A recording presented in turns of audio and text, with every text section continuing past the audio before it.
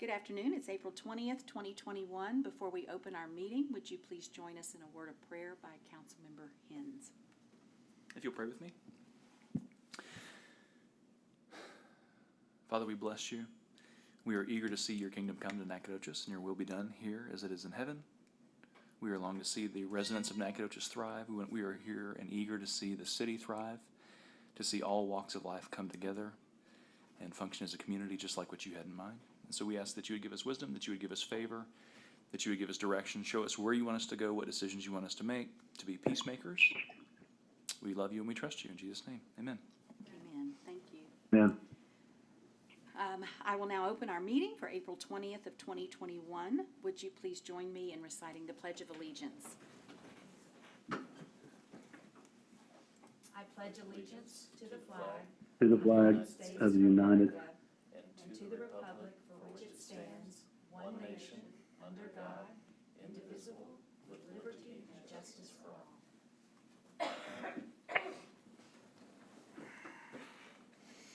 First item this afternoon is an executive session. So pursuant to Texas Government Code Section 551.074, it is 4:32 p.m. and council will be going now into executive session. Pursuant to Texas Government Code Section 551.074, it is now 5:20 p.m. Council has returned from executive session and no action was taken. Council is going to take a 5 to 10 minute break before we resume at 5:30. Good afternoon again. We are back from our break. It is now 5:31 p.m. April 20th, 2021, and we're rejoining our city council meeting. Let's see. The next thing on our agenda is recognition of community partners in the fight against COVID-19. And I'm actually going to come down front and ask that Fire Chief join me. I'm going to leave this off while I talk, and then once we ask those of you to join us up here, I'll put it back on, if that's okay with everyone. So what can you say about the battle against COVID? I mean, here we are over a year later, and there are people that we want to talk about tonight and honor tonight, because not only was our response a community effort, we could not have done this on our own. It took our entire community. And what a lot of people don't realize is that the entities we're honoring tonight, not only did they come forward and help us to help you, but they also had their own organizations to worry about and deal with. They had their own families to worry about and deal with. So to us, this is an extraordinary honor to give to them tonight, to be able to publicly thank all of you that are here that helped us from a very grateful city. So in no particular order, I'm going to tell you a little bit about these organizations and what their role, the role that they played. So the first one we have is the Nacogdoches Area Physicians Association, which the acronym is NAPA.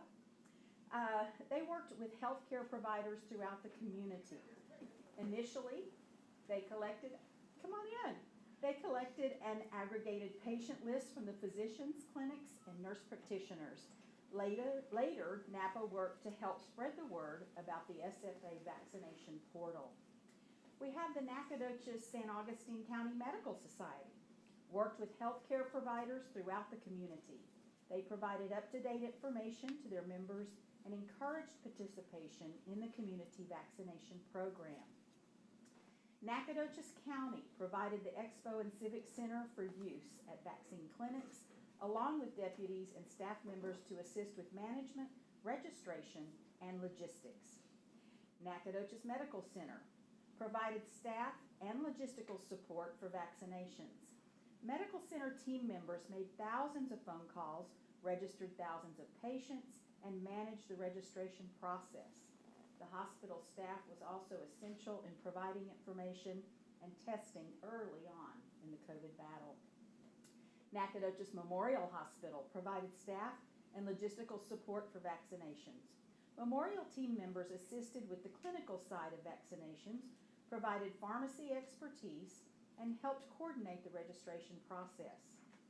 The hospital staff was also essential in providing information and testing early on in the COVID battle. SFA Information Technology built an online vaccine portal to allow local healthcare providers to directly schedule their patients. This portal enabled the vaccine team to quickly and easily build slots for a vaccine clinic, allowed physicians and clinics to quickly and easily register patients, and allowed smooth and seamless check-ins at clinics. And the SFA School of Nursing provided clinical expertise, equipment, faculty, staff, and student nurses who were really good, actually, giving those vaccines, who literally made the clinics a reality. The School of Nursing enthusiastically stepped up to serve the Nacogdoches community and never failed to answer the call in a positive, compassionate fashion. And in addition, I just want to say a couple of words, even though we're a city thanking all of these entities. As a council, we want to thank Keith Kiplinger and Michael Self, because this coordination, I mean, this was a 24-hour-a-day way of existence for weeks on end. And I want to mention our city manager, Mario Canisares. He came on a few months after all of this started, but boy, what a relief to have him come in and help us keep that going. So we are very grateful.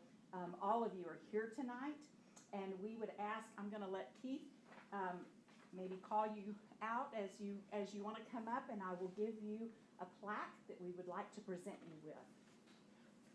Perfect. So representing NAPA and the Nacogdoches St. Augustine County Medical Societies, Dr. Succumbi. We don't have anybody here to take a picture. Oh. Yes, we do. Oh, yes. And I've got one for you right here. And we're going to have a picture real quick. Keith, you can get in this picture, please. You deserve it. Yes, absolutely. Okay, thank you. Thank you so much. It's great to see you. Thank you. It's good to see you. And so Tara Triana from Nacogdoches County.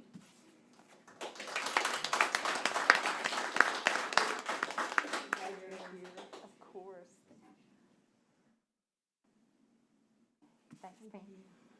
And from Nacogdoches Medical Center, we have Jeff Patterson and Leanne Carver.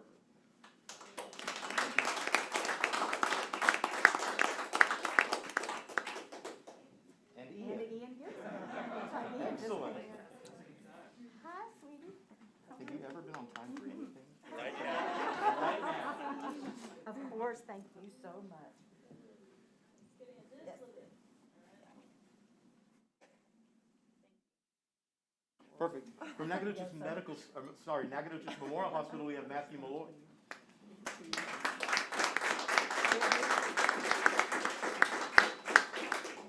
Can someone else look at that? Got two over there. Oh, come on. Absolutely. Absolutely. Yeah. Come on up.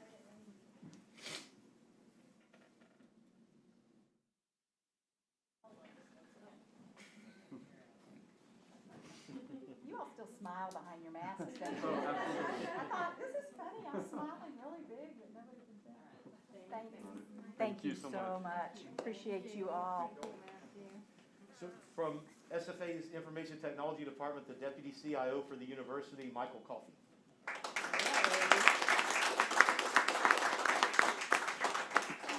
Thank you so much, of course. Great, thank you, sir. And last and probably most profound, Dr. Tammy Harris from the SFA School of Nursing. I did not say that. Most profound, I love it. Okay, thank you. Thank you. So much, of course, of course. So, thank thank you all again very, very much. This has been an extraordinary year. I know we're not over yet, but we do appreciate all you have done in working together for our city and county. Thank you.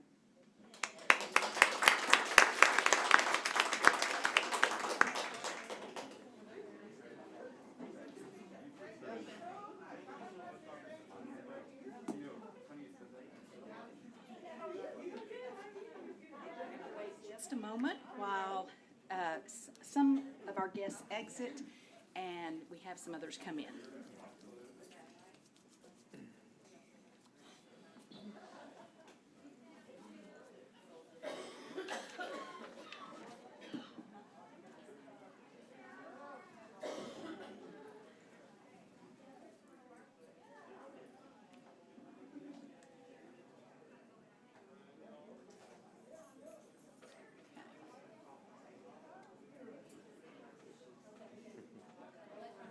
Do I have anyone from staff that can help get people in that need to come in and then get the door?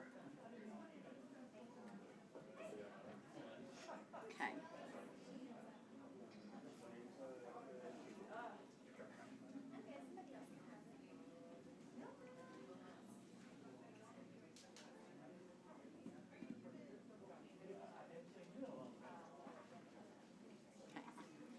So we're going to go ahead and continue with our meeting. Do we have anyone that has signed up for open forum? Okay.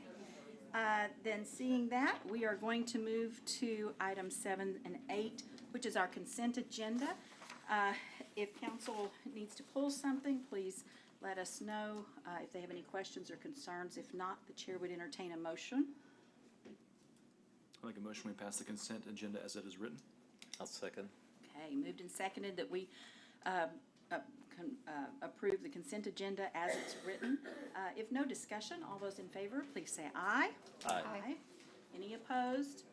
Motion passes. Okay, we're moving to number 9, our regular agenda, which is our first public hearing for an ordinance for a specific use permit.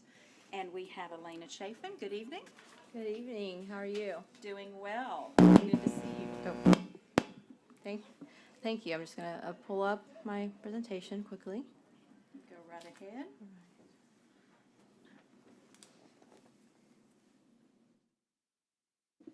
All right. Can everyone see the slides on their screen? Yes, ma'am. All right. Wonderful. Elena Chafin, City Planner, City of Nacogdoches. And, oh, there it is. All right.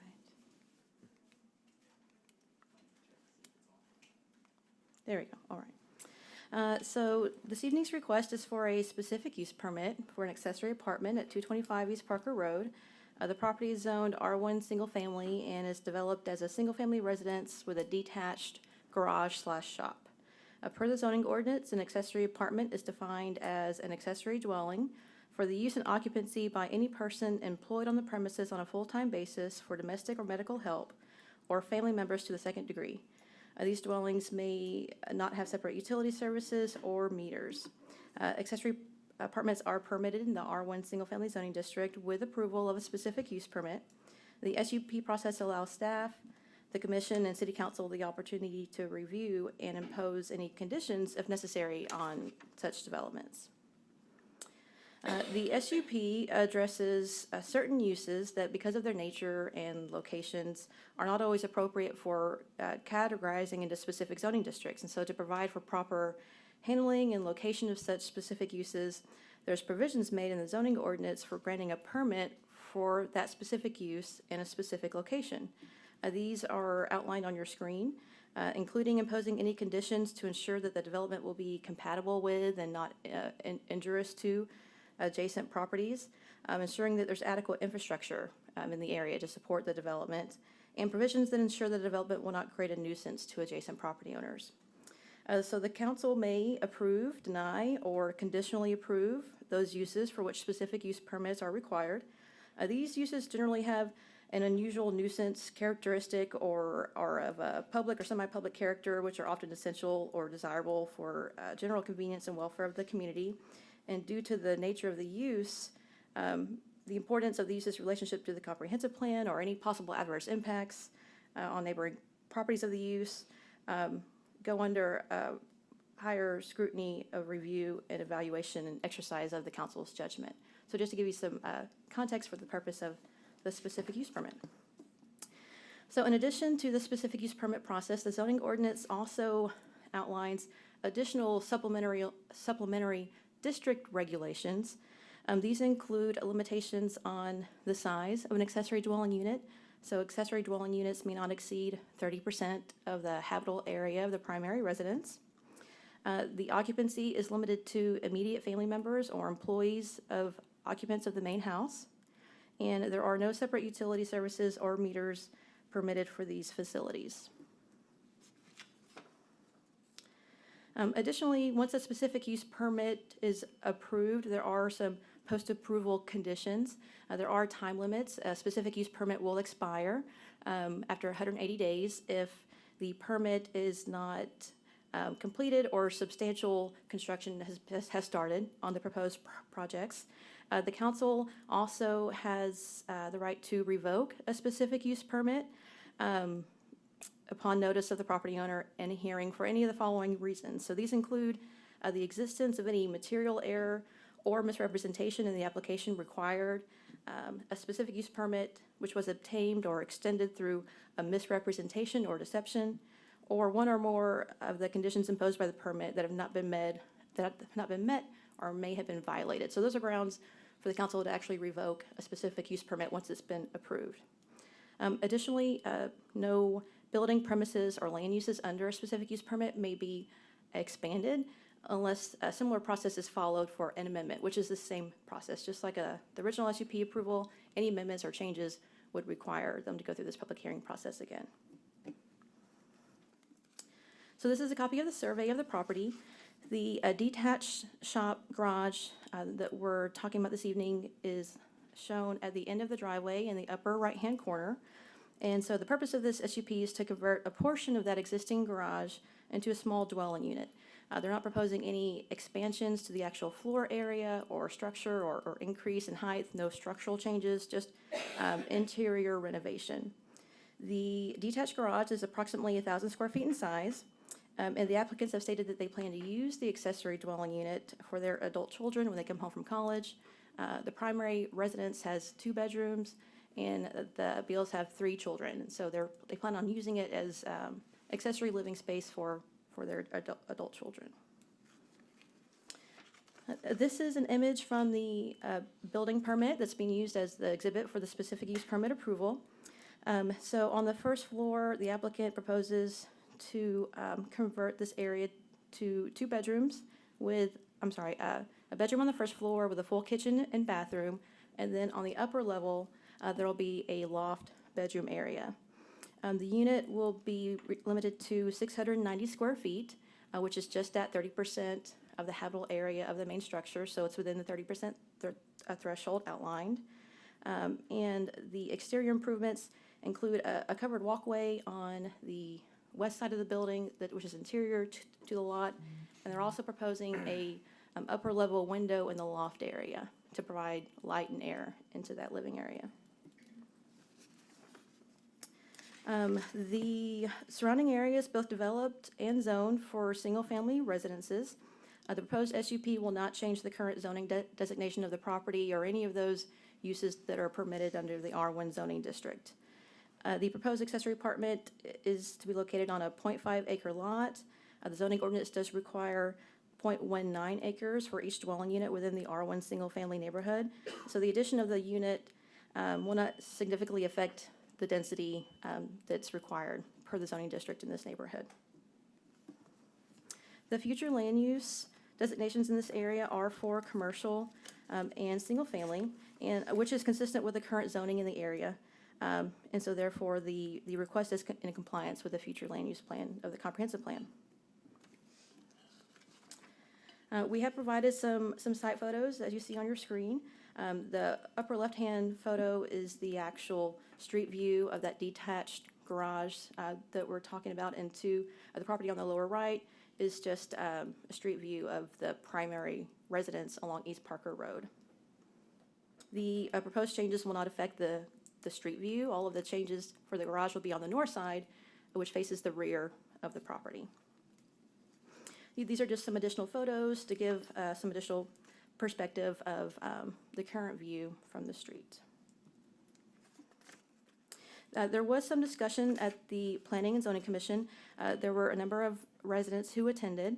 One of the primary issues and concerns that were outlined in that meeting was privacy. So there's a property owner to the north, the Marias, and I think they're actually in attendance, and they'll address the commission later, expressed concern because of the upper level window that's proposed for the loft bedroom, overseeing the backyard, and concerns about no longer having that privacy that she experiences today. And so there were some discussions about window treatment, whether there could be some sort of treatment applied to the window or reduction in the window size.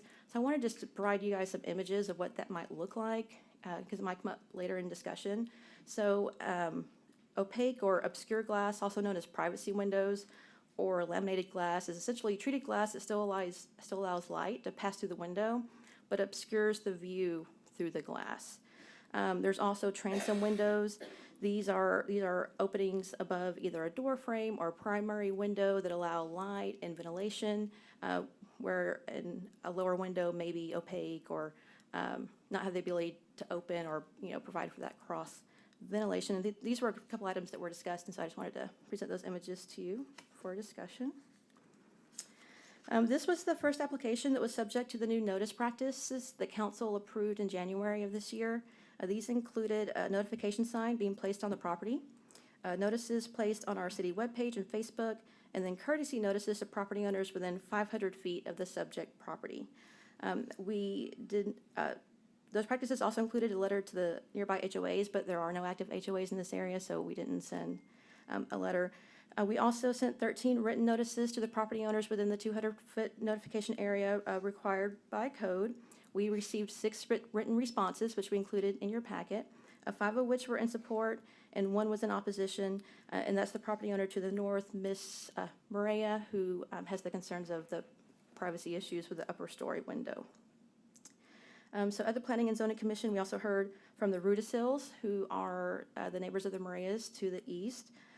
Also concerns about privacy and concerns about the apartment being rented out to non-family members once the permit is approved. So just some of the issues and concerns that were brought up during the Planning and Zoning Commission meeting.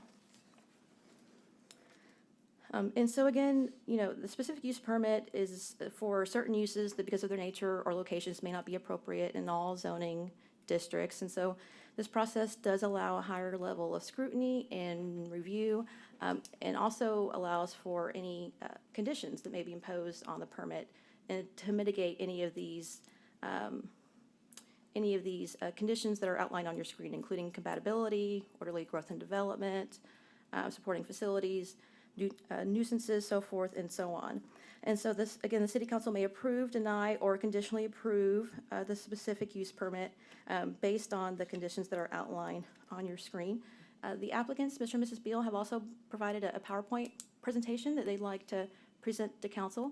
And so after questions from Council, I'd like to turn it over to the applicant and let them present that information to you. So would that be part, once I open the public hearing, their presentation would be part of the public hearing? You could do it For that. beforehand. So after you hear staff's presentation, you could allow the applicant to address the council prior to opening the public hearing. And then they'd also have an opportunity at the public hearing to address any of the issues or concerns that are brought up by the residents in attendance. Okay. Well, then, we will ask, thank you very much, Ms. Chafin. We will ask the Beals to step forward for their presentation. Do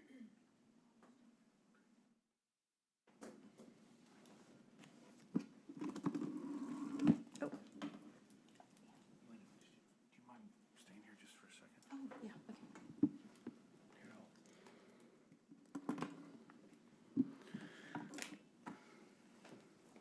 I'm going to say very little, I think, because I think Elena covered pretty much everything.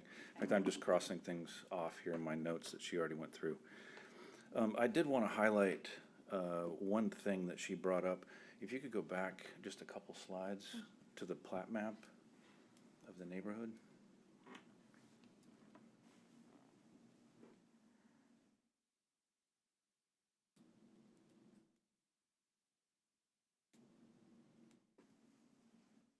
Yeah, that's good. Thank you. First, just thanks to Elena, Mario, a number of other folks who have spent time on this. So thank you, I appreciate it, all in the name of public service, right? Some people have put in some significant time, and I appreciate that. So just to kind of second the narrative, we've got 3 kids. 2 are gone off to college, 1's about to leave. So in the interest of downsizing, we kind of looked around, found this house on Parker, and decided to move down there. And as Elena already pointed out, one of the constraints was just it's a 2-bedroom house. But then when we went out and we saw that big existing garage out there, with the storage space already partitioned off in the back, we just thought, well, hey, we'll just put in a couple bedrooms out there, and it'll be the perfect little house for us. Little did we know what we were getting into in terms of this process. So let me just take a second and like I said, I'm going to cross a lot of this out and maybe come back to it in the comment period if I need to. But let me just make a couple quick points. Heather and I, and I'm sure quite a few of you, we believe pretty strongly in the in just the residents of Nacogdoches should be able to put windows in their homes, especially in buildings on property that they own. They should have the right to put windows in those buildings. And I say that realizing that oftentimes, if you think about the windows that you have in your house, neighbors' yards will be visible through those windows, and you will be able to see neighbors' property through those windows. Nevertheless, I think the residents of Nacogdoches expect, and this has been the case for I don't know how long, if you own the property, you own the building, you can put a window in it. And so I'm just kind of coming back to that basic right. And I think people have that right to put windows in their buildings, even if their neighbors don't like it. I think we've dealt with that for years, kind of with that understanding, and I don't think we should break that precedent. And so as we get into this notion of a window, I just want to make that point clear. Let me also highlight, and this is why I wanted to pull up this graph. My wife and I drove around on some limited streets here. So we drove up Regay from East Austin, I think, up to Bostwick, that little section of Regay. And then we drove 3 cross streets over to North, so from Regay over to North Street. Zeno was one that we picked, and then we picked our street, which is Parker, and then we went up one to Bostwick. So in that tiny little area, we were able to count 21 second-story windows in that neighborhood. All of those windows, 100% of those windows, have a view into neighbors' property. And 100% of those windows are closer to those homes around those areas than our window is to our neighbors in the back. And it should be pretty clear why that's the case, because if you look at this map, look at that yellow plat right there, that's our house. The 2 neighbors to the north own a considerable amount of property.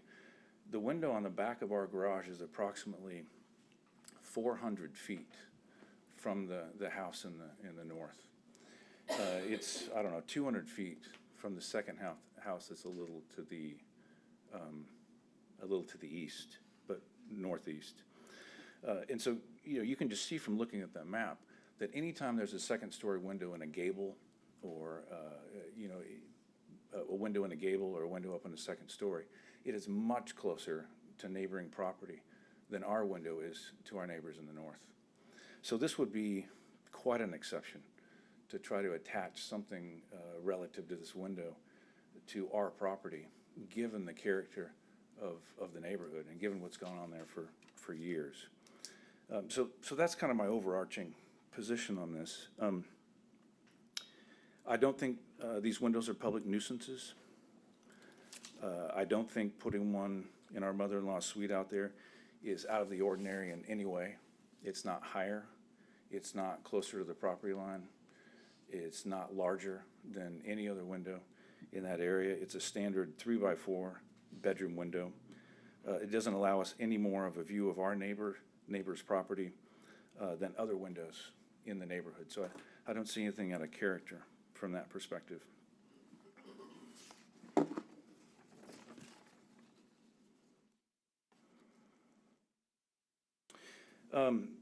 None of this means that that the concerns of our neighbors in general about privacy should be dismissed.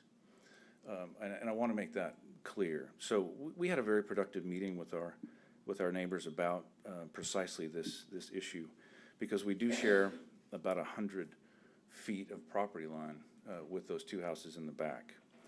So from our perspective, we would like a little more privacy back there, and I think they would too. But we are against that being attached to this permit or made subject to the issuing of this permit. And here's why.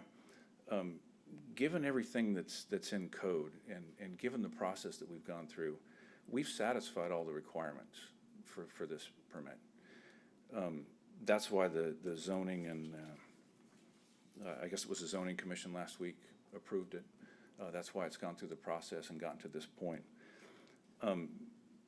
These types of privacy issues with regard to, you know, who can see what in whose yard, you know, who's going to build the fence, where the fence is going to be built. Historically, neighbors have worked that out. That's why we would, you know, welcome conversations like we had yesterday with our neighbors is, you know, hey, let's decide jointly what we can put on this property line, what makes sense. You know, I'm not going to try to impose conditions on their windows necessarily. I wish they wouldn't try to impose conditions on my window. But what we can do is get together and decide, hey, what do we jointly want to put on this property line that would give us both the privacy that we want and we might benefit from. I think that's a healthy process. We are perfectly willing to have those kinds of conversations, but I don't see that as an appropriate venue really for this forum. You know, I hate to see you all get involved in what should be a negotiation between neighbors. And we will take care of this. I mean, they have the right to put whatever they want on the back of their property line. We have the right to build whatever we want back there. Certainly doesn't make any sense to have two fences. So we'll get together and we'll figure out what to do and what makes sense. I reject the notion that the permit itself should be made subject to what we do with that window. Just because I think, again, you know, I think if you have a building and your house or whatever, you know, if it's your property, you ought to be able to put a window in there. And so I chafe a little bit at how this negotiation or conversation has kind of gone down. I'm going to leave it there and just I'm willing to answer questions. I can go back up after in the comment period.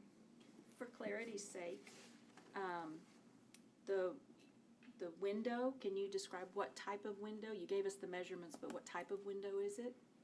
Double hung standard window you buy at Lowe's. The measurement was? 4x3. 4x3. So it's a single window, 4x3, double hung. And then the second story windows that you drove around and saw, those were all in the main homes. They were in. Not all. There are some accessory dwellings in that neighborhood with windows. Okay. Yeah. Okay. Council, do you have any pertinent questions for him, or do you want to wait until after we after we finish the public hearing?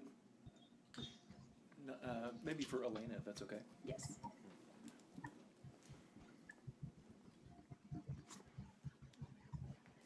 Thank you, Mr. Beal. And I did forget to mention that Planning and Zoning Commission did hear this item at their April 12th meeting, and they did recommend approval as presented with a 5-0 vote. So just to let you know, Planning and Zoning Commission's recommendation, and I'll take any questions. Awesome. Thank you. So would you mind talking a little bit about auxiliary dwelling units? Mm-hmm. When does it become that and require an SUP? Is it Yeah. if it's detached and there was not a it was not habitable before and now it is, or if someone just finishes a new room on their house, like, can you talk about where that changes? Yes, of course. So accessory dwelling units can be attached or detached. So you can have an addition to the backside of your home that includes completely independent living facilities, or you can have a detached garage like we see here with the same types of amenities. The primary distinction between an accessory dwelling unit and something like a guest house or a pool house or something that's allowed by right are the kitchen facilities. So the kitchen facilities are what make it really an independent living facilities, because you can sleep there, you can prepare food there, you can, basically live there independently of the primary residence. So it's the kitchen and food prep facilities that are the distinction between an actual dwelling unit or what you might consider a pool house or a guest house or something like that wouldn't require the specific use permit. But it can be detached or attached. Got it. So not to be the advocate here, but the devil's advocate. But as an Aggie, I was in a dorm room with a hot plate and a sink. When does it become a kitchen? So whenever we get the building permit, it goes through a review from our inspections, planning, and engineering department. And there are certain things that we look for to see if it's being set up for that. There's certain types and sizes of outlets with different voltages that support a stove or refrigerator versus a hot plate. Those utility hookups and what they're actually designated that area for. So those are all things that we look for when we're reviewing the building plans. Gotcha. That's helpful. Thank you. So are we ready to proceed with the public hearing? Mr. Bolden, you okay? Yes. Well, I was going to ask a question to Ms. Schaefer. Yes. Okay, you ready? Yes. Okay. As it stands right now, the only opposition is the window? Yes, specifically the invasion of privacy because the window overlooks the backyard of the property owners to the north. Yes. Okay, so There's also a resident, the Rudisills, who do have a concern that after the permit is approved, then there could be the potential to rent the unit to non-family members. So those are the two primary concerns. okay, but that primary concern right there would be at a later date, and that would come under another ordinance, et cetera, right?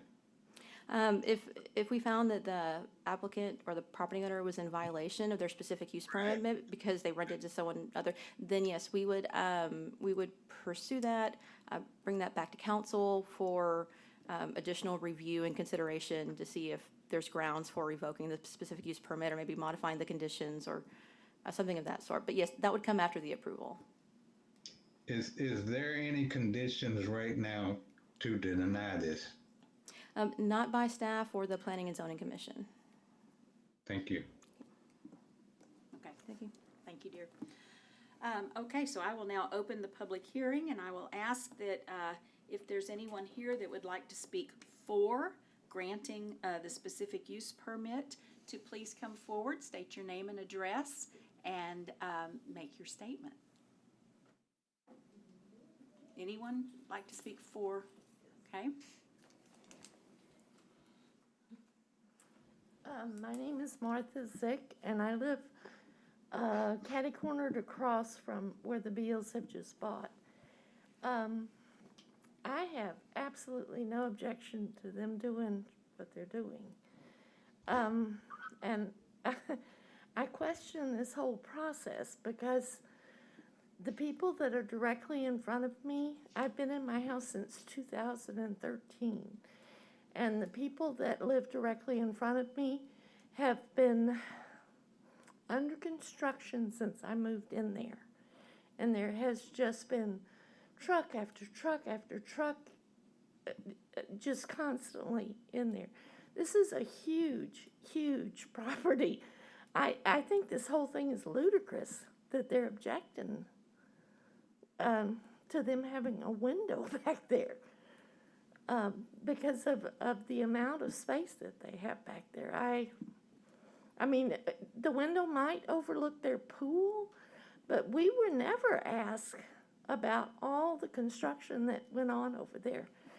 And I'm not altogether sure that it's a single-family dwelling, even on that property. So I'm talking about the property that's directly in front of me. Thank you very much. Is there anyone else that would like to speak for approving the ordinance, the specific use permit? Okay. Then we will move to those that are against. Is there someone that'd like to speak against approving the specific use permit? Yes, Mr. Rudisill, please come forward. Good evening. Good evening. I'm Dick Rudisill, and my wife Vicki and I live at 314 Bostwick Street. And I have two concerns about allowing this specific use permit for an accessory apartment at 225 Parker Road. First, I'm concerned for my family's personal privacy. In my backyard area, my back southwest property corner is in a direct sight line from the rear property line of 225 Parker.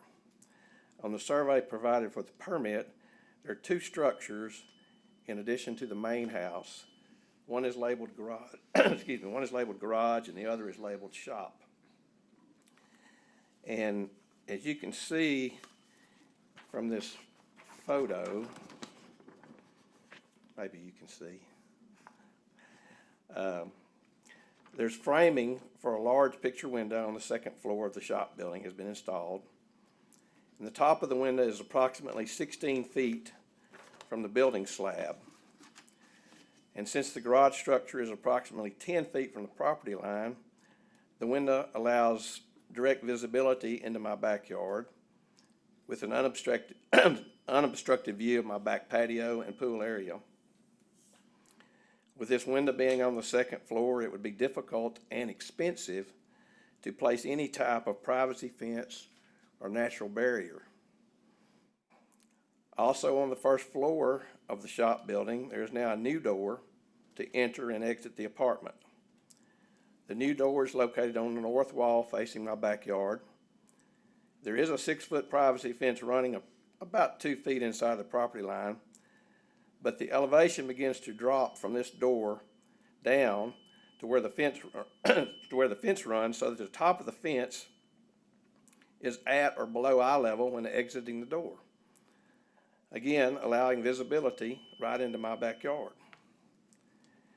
Yesterday, while visiting the property with Mr. Bill, he mentioned the outbuilding shown as a garage on the survey is being converted into an office for his wife. The structure is connected to the main home by a slightly elevated covered walkway with a wooden deck at the entrance on the east side. Again, allowing visibility over the fence into my backyard when anybody comes or goes into that office.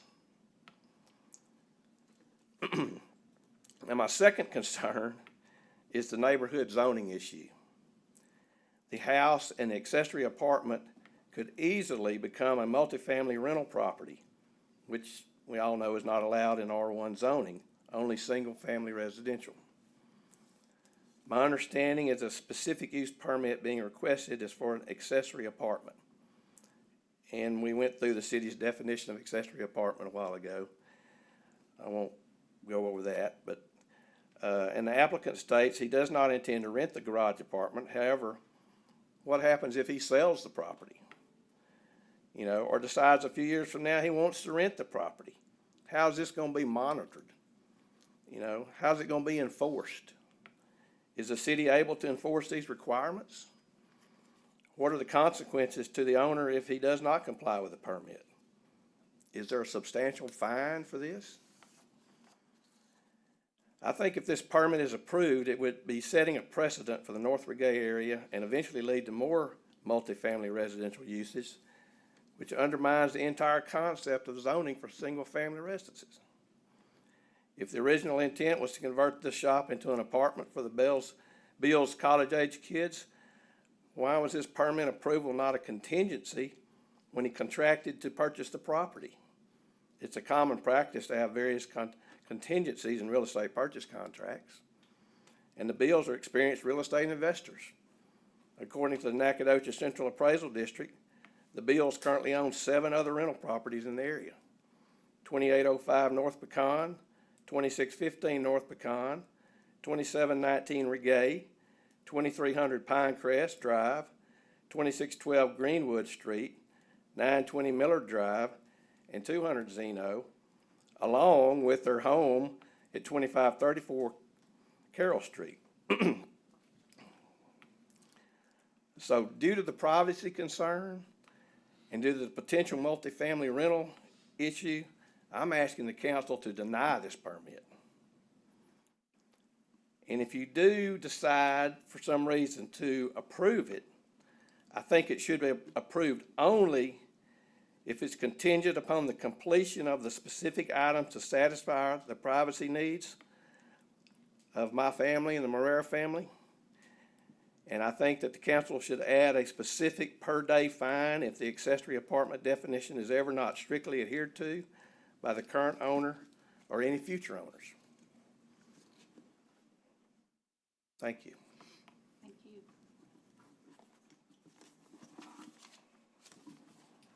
Is there anyone else that would like to speak against granting this specific use permit? Good evening. Good evening. Hello. My name is Samantha Moreira. I live at 232 Bostwick Street with my husband, Sergio Moreira, who apologizes for not being able to be here tonight.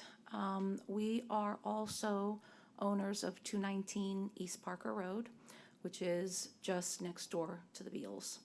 I'd first like to ask Ms. Zeke which home she is referring to that has all the construction going on. That's, I was a little long. I'm sorry? It's that whole property. Are you talking about the 232 or are you talking about the 219? I don't know, it's connected, and the trucks are in and out. Well, I'd like to explain that there is no current construction going on either one of our properties. What happened is that during the snowstorm, a pipe busted, and I had my entire first floor covered in an inch of water. And that's a pretty big span. And so due to the nature of the repairs, because the baseboards were ruined and the baseboards match the door frames and match the doors, and I have tile everywhere. So what's happening right now is repairs from the snowstorm. So I would just like to clarify that. I definitely have had my share of construction moments. I have definitely done renovations. I realize how long they take to get accomplished. So I've been down that road. In fact, I've been down all these roads, actually. I created a backyard space in which I had to go through the permitting process. So I know what it's like to go through it. I also know what it's like not to be able to start one iota of work before your permit gets approved, which is not the case here, simply because I realized that exterior wall work can be done, but there was electrical rough-ins and such that at the original planning and zoning meeting, I submitted photos of, but they were never, the committee members saw them in paper form, but they were never up on the screen. So the community wasn't privy to that. But anyway, so the issue for me, I do understand that the Beals would love to have their children come home. I understand that completely. But I also understand that what is being requested might not necessarily fall under the stipulations of the rules. It is more of a common courtesy for your neighbor. And I do understand that that isn't always the case. It's true they could demolish their home and build a 3-story home 20 feet back from where they are right now, and their window could look right into my yard. But I do remember purchasing our Bostwick home, and the entire side of my home backs up to other people's yards and to Wortham Street. And it only had a 4-foot fence back then in 2007 when we purchased the home. And I went and I introduced myself to all the neighbors, told them that we were purchasing the home, that I was going to build a dog kennel, that I had a child, and that I had planned to put a higher fence and a privacy screen for their benefit and my own. Asked them what they thought about it, just listened. So I know exactly that asking for a privacy glass in an enormous window might seem like something that's out of the ordinary. And it might be. But I do know that when I was building my pool area, had I known that that was going to happen, I would have maybe made my design different. And had the Beals constructed their new accessory apartment first, and I saw the window, I would have maybe changed my plans. I think that pictures don't really do it justice. Yes, it's true, we are several hundred feet away, but it is a bird's nest view into our yard. I realize that there are other options, a high fence and such, in what is perfectly described. It was a very good and amicable meeting that we had as neighbors. But those are quite expensive solutions that are being asked to divide amongst all the neighbors. So even though I understand exactly what their purpose is, I also am a person who's living in the situation. I realize that no one in the front of Parker, including myself, because I have a home there, is affected by such. But my backyard does back up to their property. And I've been living there for 13 years. It was always a shop. Nothing has ever been an issue. Yes, it's true that, and I invited at the last P&Z meeting, I invited anyone from the committee and anyone from the community to come into my home, stand on the second floor, stand on the third floor. And because I'm so far set back, and the elevation the way it is, I don't see my neighbor's grass. See the tops of the buildings, obviously. See the tops of the windows, obviously. But I don't see them. And I just feel like that makes a difference. And that is what I'm asking to be taken into consideration. Thank you. Thank you.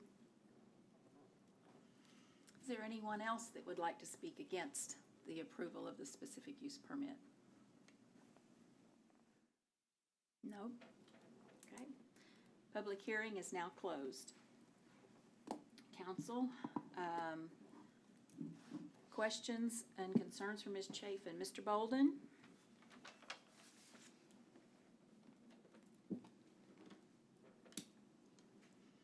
You need to unmute yourself, please.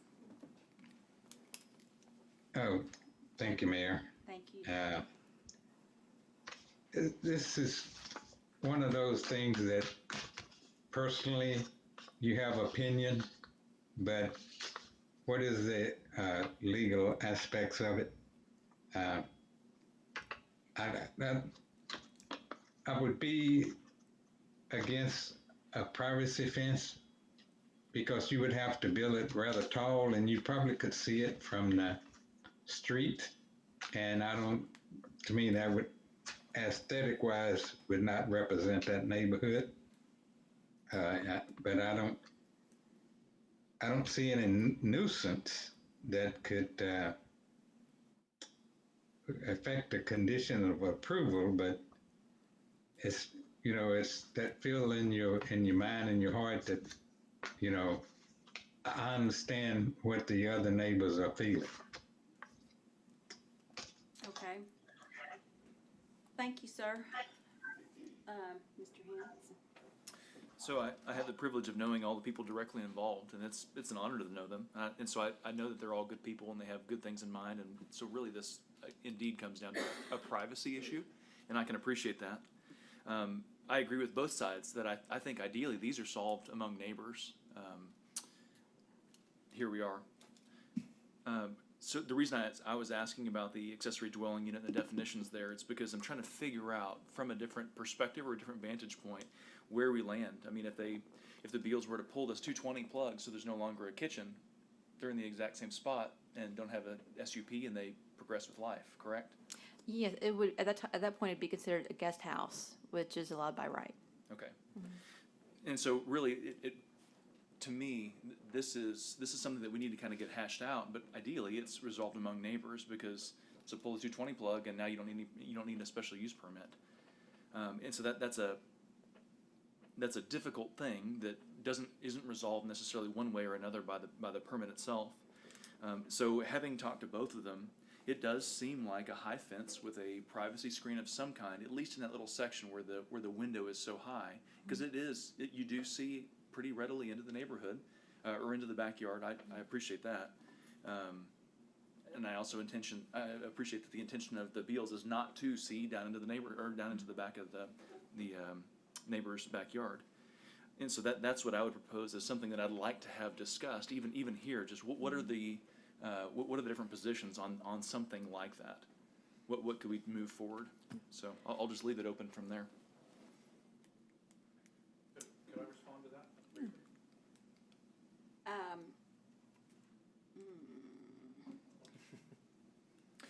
Sorry, the reason I asked, that the Moreras have done a good job on the west side of their property, doing something very similar.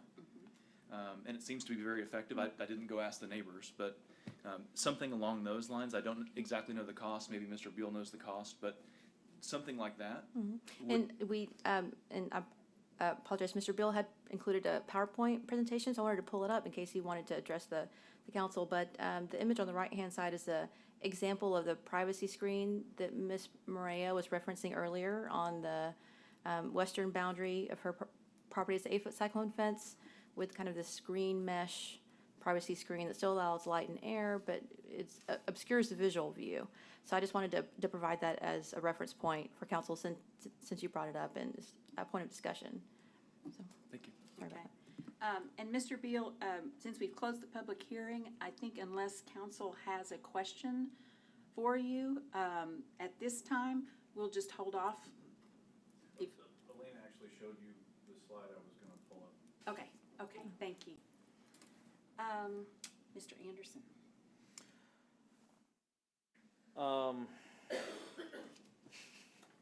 I have to kind of parrot Mr. Hens and Mr. Bolden. I certainly understand and would, in the same position, probably share the privacy concerns. There is no code or statutory basis for denying it, certainly, and legal precedent that I have found anyway generally indicates that the onus of privacy is on the person seeking privacy. That being said, I do wish, having renovated a lot of properties and managing a lot of rental properties and owning a number of rental properties as well, going through renovation and construction process, at least my understanding of what happened here is that it started off more adversarial than in my opinion it should have, and I think if the compromise had been sought from the beginning, from the first indication of a complaint or a disagreement with the design, I think we likely wouldn't be here with with this many people in the room right now. I'm again, like Mr. Bolden, there's not a specific reason to deny it, but I hope that various parties involved can learn from this with future approach to doing this sort of thing and seeking, maybe foreseeing potential issues and seeking a compromise in advance of beginning construction on a structure. But beyond that, I don't have any specific questions. Ms. Fisher? I won't ask questions or comment on the privacy issue because I feel like that's been pretty comprehensively discussed with Councilmember Hens and everybody.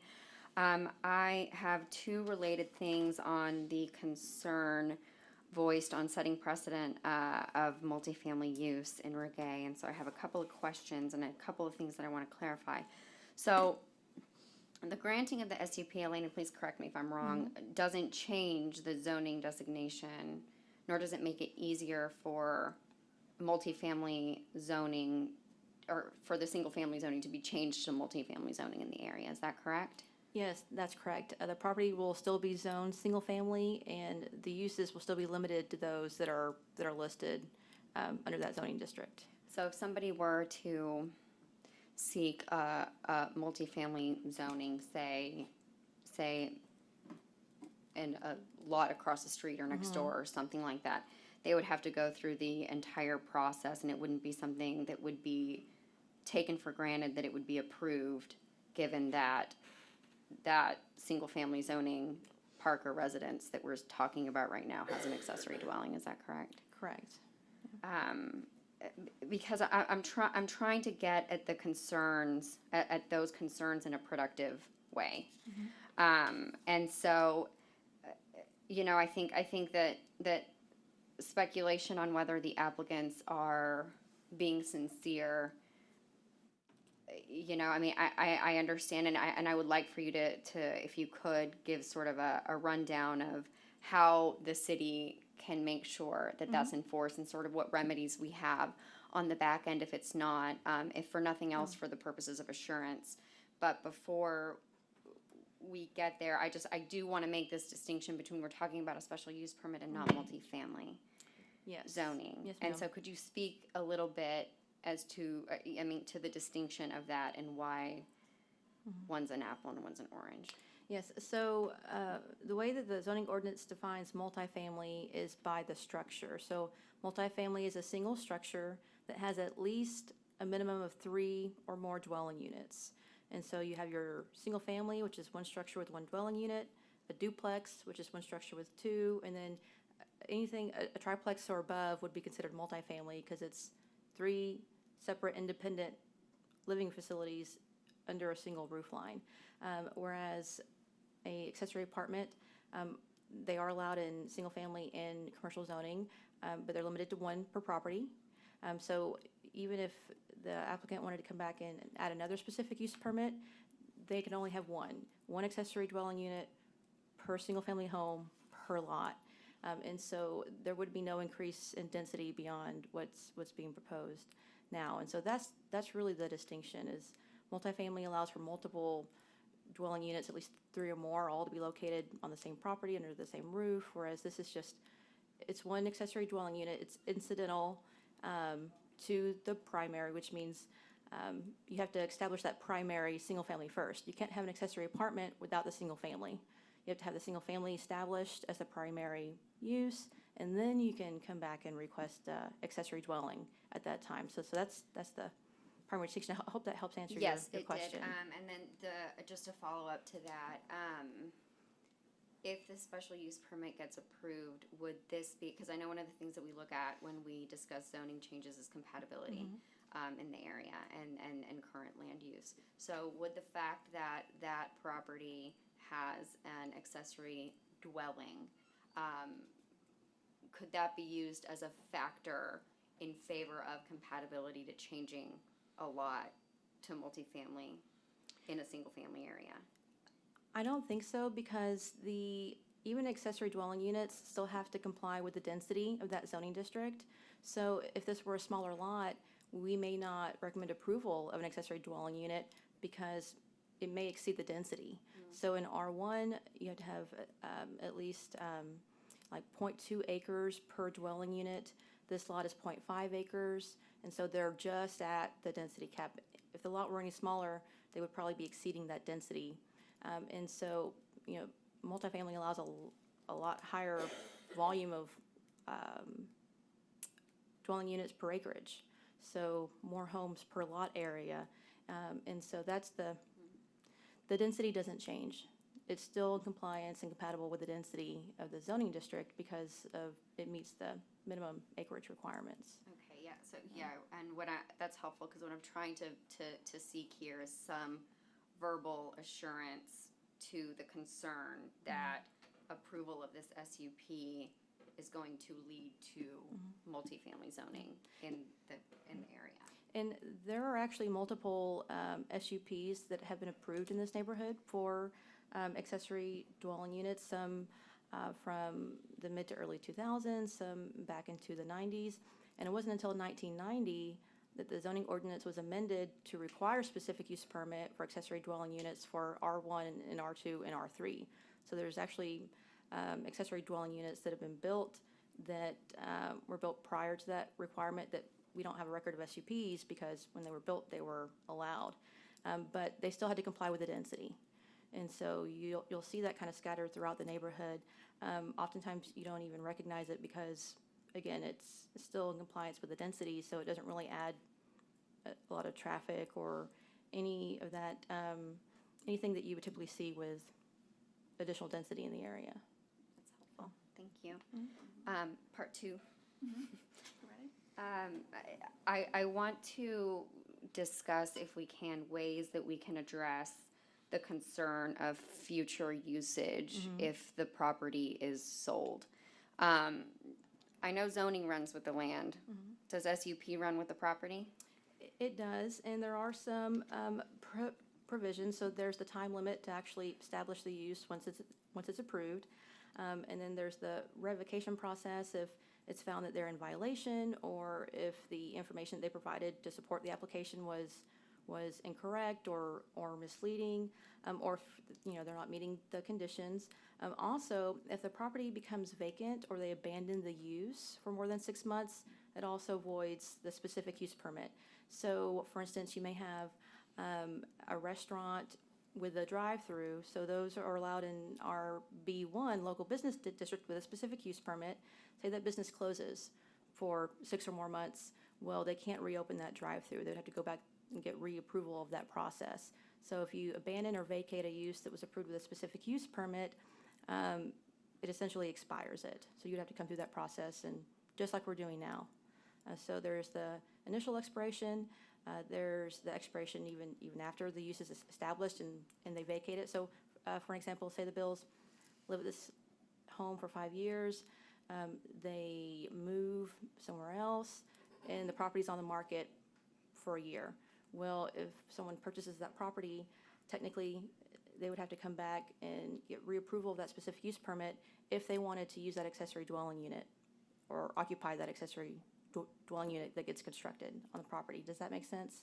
So give me that last part one more time. So just to give an example, say the Beals live in this home for 1 year, 2 years, 5 years. They decide to move to another home. They put their house on the market, and it sits vacant for 6 or more months. Well, technically, that's a vacation or abandonment of the use. Now, they can come back and request extensions based on that. Say, we're actually trying to sell the lot, we're having trouble, the market, this and that. So there's provisions for them to come back to council and say, hey, we'd like you, to extend this because we're not vacating it, we're just trying to sell our home. So there's provisions in there, and it does run with the property, but if they change the use or abandon it or vacate it, there's provisions in there that would require them to come back to this board to come back to the council for additional approvals. And expiration or revocation isn't like, what is that when you do something and then you ask for forgiveness later as opposed to asking for permission on the front end? Revocation means you are no longer allowed to use this in this way, Yes. period, right? It's Yes, not ma'am. like, you shouldn't have, but okay. Yes, so the council could just revoke the permit altogether or reevaluate it and maybe impose additional conditions. There's multiple things that the council could do. But yes, it's absolutely within the council's right to revoke a permit if it's found that they're not in compliance with the conditions of the approval. And are there any options within the code that would allow for, I know you said that it stays with the land, and so if they were to switch property owners, if they were to sell and somebody else were to come in and say, you know, well, I want to use this for people who are not in my immediate family or employees.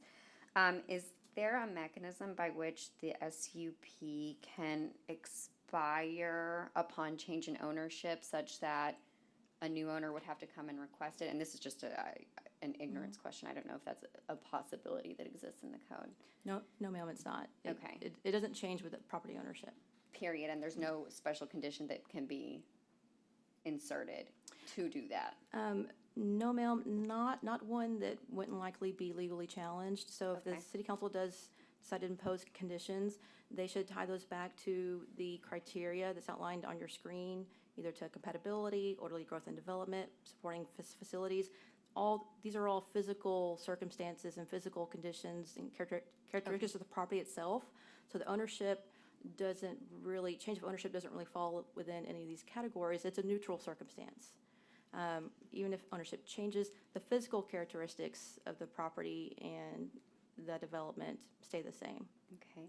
And so then enforcement, and this is my last one, Mayor, I promise. So then enforcement is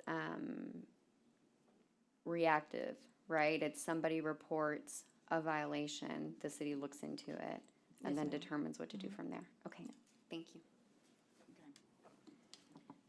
So, in my mind, there is weight given with someone who's owned a property for 13 years and invested heavily in that property. There is also weight given in, especially with Mr. Beal's opening statement of being allowed to put in a window in a dwelling, but it's not the main house. And so that there's a little bit of a difference there for me. I really am dismayed that when they met together, these neighbors could not come to a compromise and do something, because they're going to be living in close proximity for the foreseeable future, and neighbors can be very important, and having that relationship.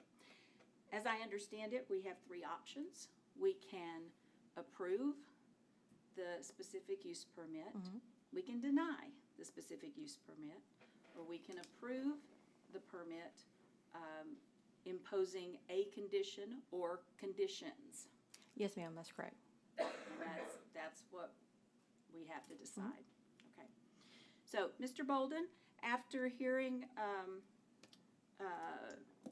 your fellow council members, is there anything else you would like to add, or any other questions or comments that you have? No, thank you, Mayor. Mr. Hens? Sure. Okay. So, as to the potential enforcement of somebody renting it down the road if the Beals were to sell it, I honestly see that as almost impractical and impossible. And so I realize that's a lot to put on the city, and that's a lot to put on the neighbors. I think it's really difficult, especially in a college community. So I think that's a difficult thing. So I don't really feel like I can solve that super well. The privacy issue, though, what I see there is, if we approve it, there's nothing stopping the Rudisills and the Moreras from putting up a 40-foot neon orange wall. And so it just becomes more contentious and more problematic. If we deny it, then if I'm them, I'd pull out the 220 outlets and call it a day. You don't need a special use permit. And so no one wins. And so the conditions, that's something that I'd like to explore and find out what are we willing to compromise here, because I'd like to bridge the gap. They are neighbors. They all do want to live peaceably. I know that for sure. And so is there something that we can do in this meeting, or is that completely strictly forbidden? Or is there something we can do to begin that process? Yeah, so it is well within the rights of council to have those deliberations on what those conditions should be at this meeting. You can have that deliberation amongst each other. You can call the applicant back to the podium and have discussions with them. You could even call back the resident who's most immediately impacted, Ms. Maria, and talk through those items without opening back up the public hearing. Absolutely, the different recommendations or alternatives that we heard from the applicant and the neighbor was, of course, the treated window that would still allow light and air but would obscure the view. Potentially a transom window above, which would allow light. You could open it up, it would limit the visibility, reducing the size of the window, and then this screening, this cyclone fence with a privacy mesh to just obscure the view altogether. So those are the three options that staff has been party to, and those are things that the council could consider and ask the applicant if they're willing to impose upon themselves. So yes, absolutely. If that's the case, I'd like to hear from Mr. Beal, perhaps what he'd be willing to consider, because I feel like there's potential for progress to be made. Sure, and I don't want the council, I don't want the council to assume that we can't straighten this out. I mean, we had a pretty amicable meeting. Just because we're here doesn't mean that we're not talking to each other and we can't solve this problem on our own. My position is more just that that's where it should be resolved. Like, we shouldn't be here debating about how high the fence is gonna be, what material we're gonna build it out of, or where we're gonna put, I mean, we're all adults, we all have rights to put windows in our houses, and then at the end of the day, we should get together and figure out what we wanna do with a fence. Like, to me, that's just how it's been done, and that's how it should be done, so my point is not that I'm not gonna put a fence out there. I would like to talk with the neighbors, like to collaborate with them, figure out what makes sense, put a screen in there, do whatever we need to. I'd like to do that as well. I just don't see that as something that should be incorporated into the approval of this special use permit. And I'm particularly interested, what's the terminology you're using for if it's not an accessory building, what is it? If it doesn't have a 220 plug, then Guest house? What are we calling that? Guest house. Guest house or a pool house, there's no kitchen or food preparation. So, that would be a potential solution as well. I'm not against just pulling the wiring out, and then we can just dispense with the whole special use permit, and I can put in, whatever I want out there. It might solve things. But anyway, I mean, with this far into the special use permit, it's been a long, arduous process.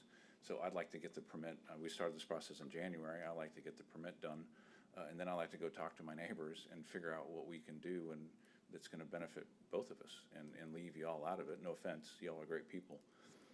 But this just doesn't seem like something that we ought to be arguing publicly about. Garth, did you have any? Would there be, let's say it comes down to it and there's still issues there on the other side, would you be willing to commit to a, say, 12, 16-foot? Sure, I guess what you want to specify. I mean, we're about 10, 12 feet back. That's specifically what we discussed when we were over there all together, was building about a 30-foot stretch of 15-foot fence. It depends on the window it starts at about 12 feet, goes up to about 16. But again, I'm not apologizing that I can see out my window. Y'all have windows in your homes. I mean, be honest. Can you see your neighbors' yards? I mean, this is not a problem. I refuse to believe that this is a nuisance issue. We all have windows in our homes.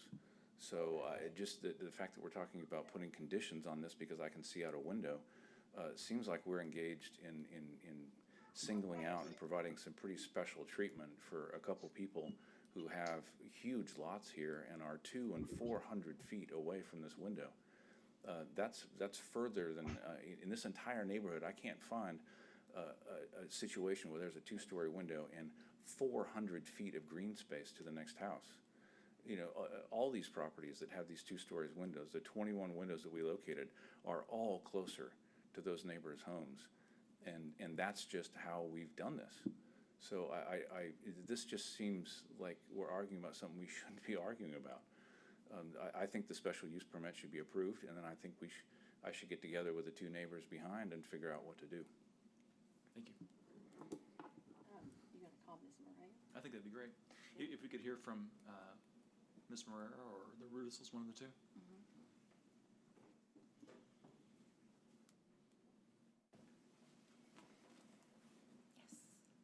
you can ask her the same.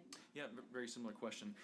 Does that bring any peace, or is there, what would you suggest as, I'd love to hear your thoughts on what you'd suggest as some sort of a conditional, because I completely appreciate the spot that they're in. If they yank the 220, then it's a problem, because then they don't need any permission from anybody. Sure. But then same thing, Sure. I can see where it would escalate. So what I'd love Yes. to hear is what your thoughts are there. Well, I suppose in our conversation, we are just trying to look for the least expensive solution. I understand completely that no one should feel like they're being dictated to change their window.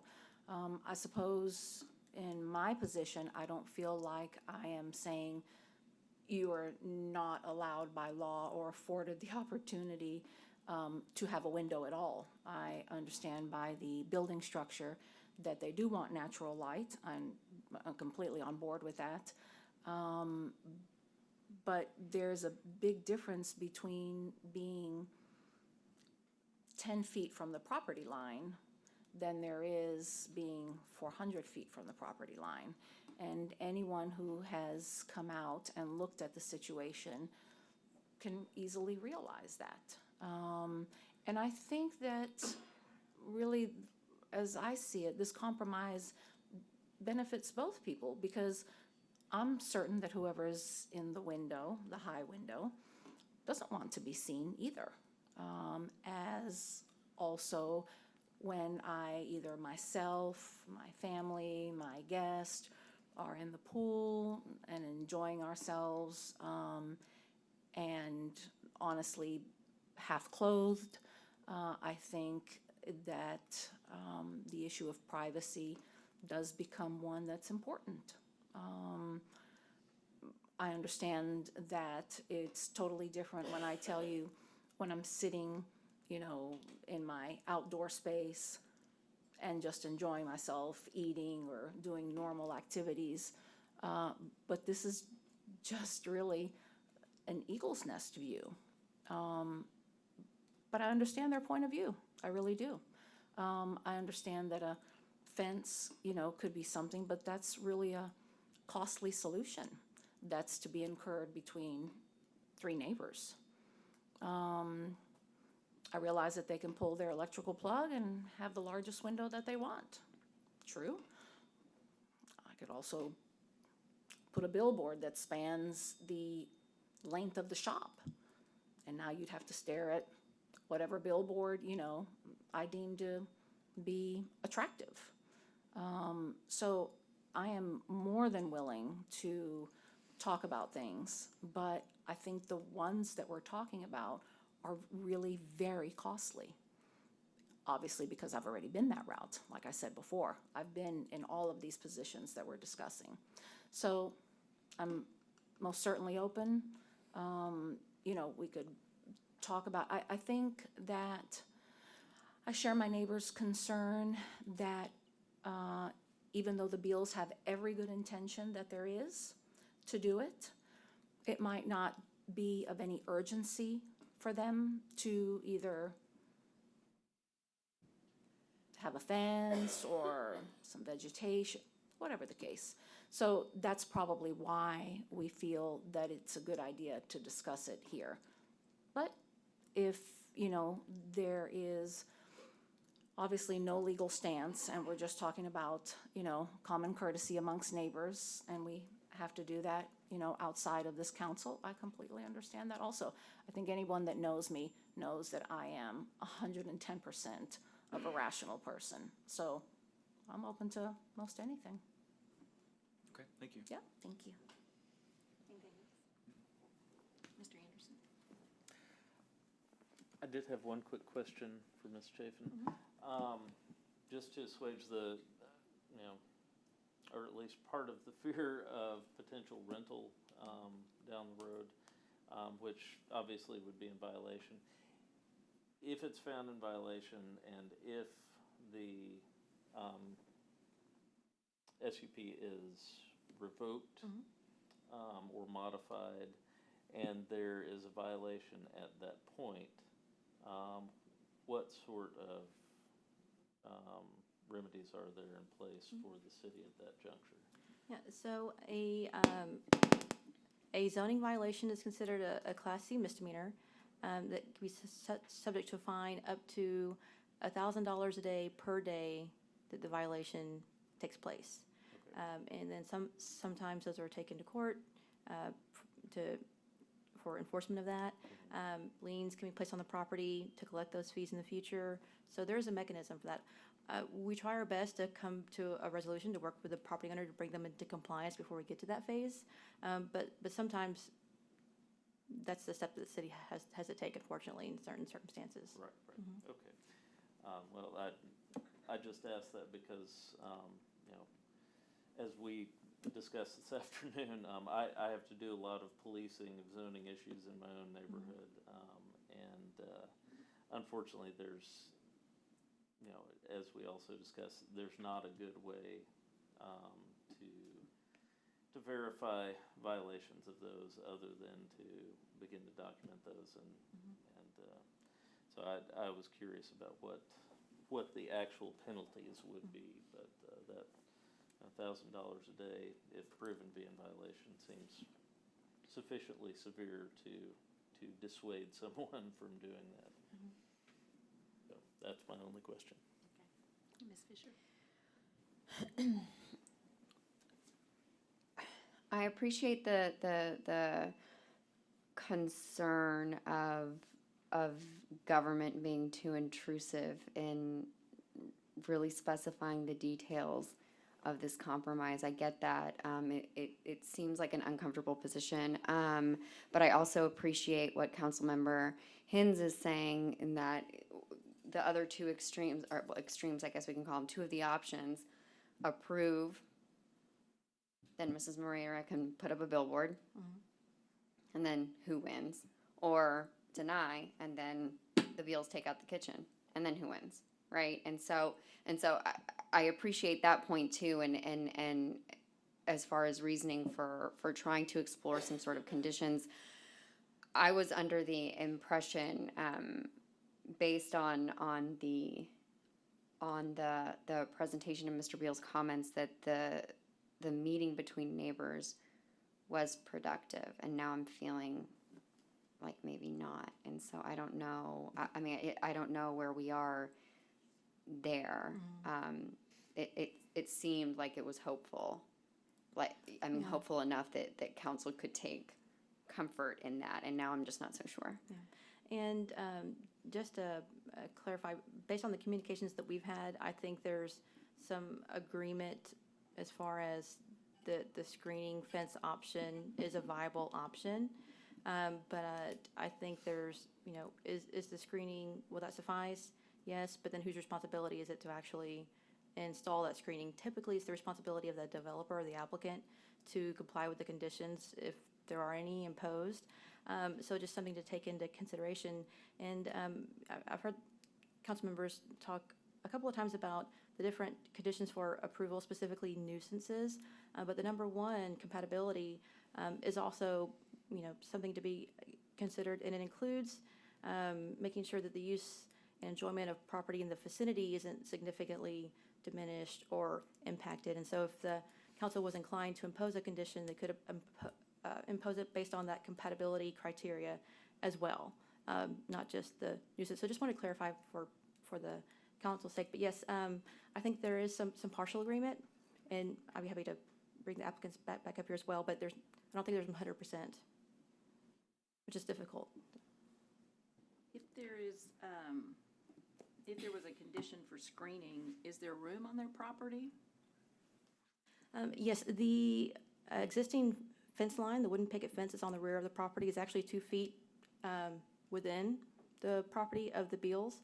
And so the discussions that have taken place is just taking a section of that wooden fence that stretches along where the actual detached garage shop is, and replacing that, pushing it out to actually be along the property line, so they get an additional 2 feet in that back area. And then just that section would be the cyclone fence with the screening. So yes, there's room. And it wouldn't have to be a particular kind of screening, it would just have to be, but they talked about the fence screening. And that would appease the privacy issue, and it would allow them to have a window also. Based on the discussions that I've heard, yes, I think so. Okay. And were you finished? I'm sorry. No. Okay. Yes, Yes, I was you were finished. finished. No, don't worry about it. Okay. Does anyone else have any comments to make? Sure. Any questions to ask? So it seems like there's partial agreement, and so really it comes down to who's paying for it. So it sounds like a negotiation. So what I'd love to hear is if we have any idea of the costs, and if you say that normally it's the responsibility of the developer, I'd love to hear, if that is a condition. Mr. Beal, is that something that you'd be willing to take on for that 30-foot section?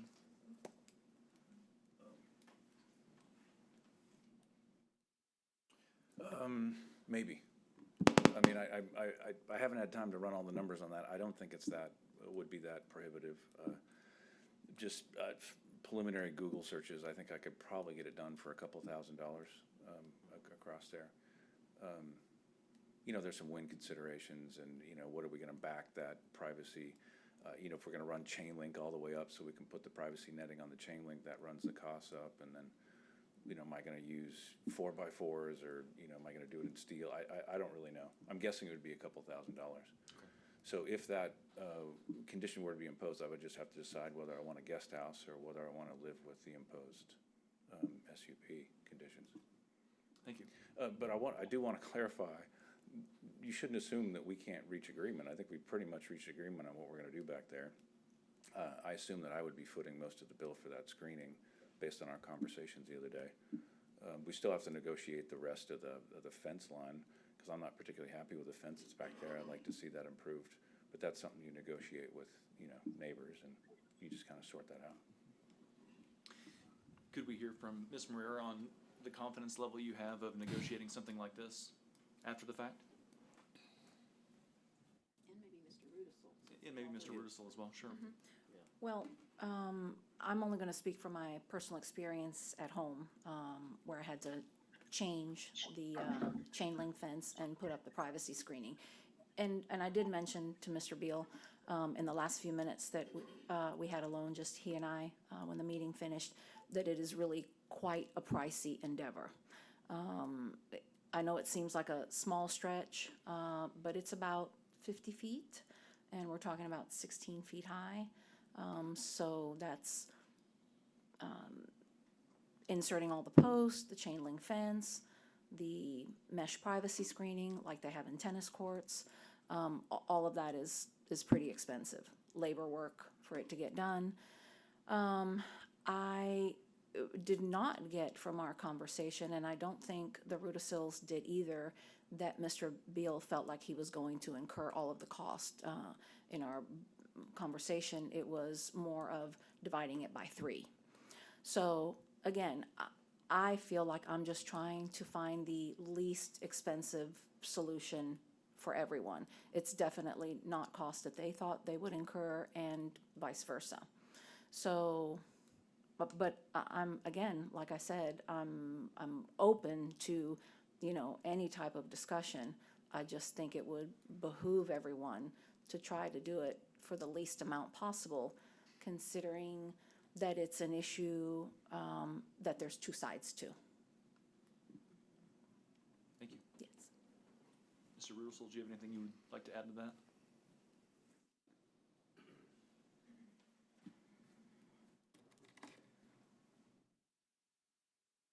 I'll agree, we had a civil conversation about it yesterday, and that we are probably beating a dead horse to death back and forth about that privacy deal. I mean, we can figure it out. It may not be what he likes, it may not be what I like, but we can figure it out. But my concern, and all these neighbors that have come, are more concerned about potential rental, and the idea of taking the kitchen out solves that. I don't see college-age children coming home for spring break or for Christmas break need a full-blown kitchen. So that's my biggest fear. And, I don't, how you going, like Mr. Anderson said, how you gonna police all that? How you gonna figure that out? I don't think I should have to. But anyway, the privacy deal, I think, I know y'all are sick of talking about it. And I think we can figure it out. Maybe not to his satisfaction, but we can figure it out. Okay. Thank you. I have a follow-up, Mr. Rudisill.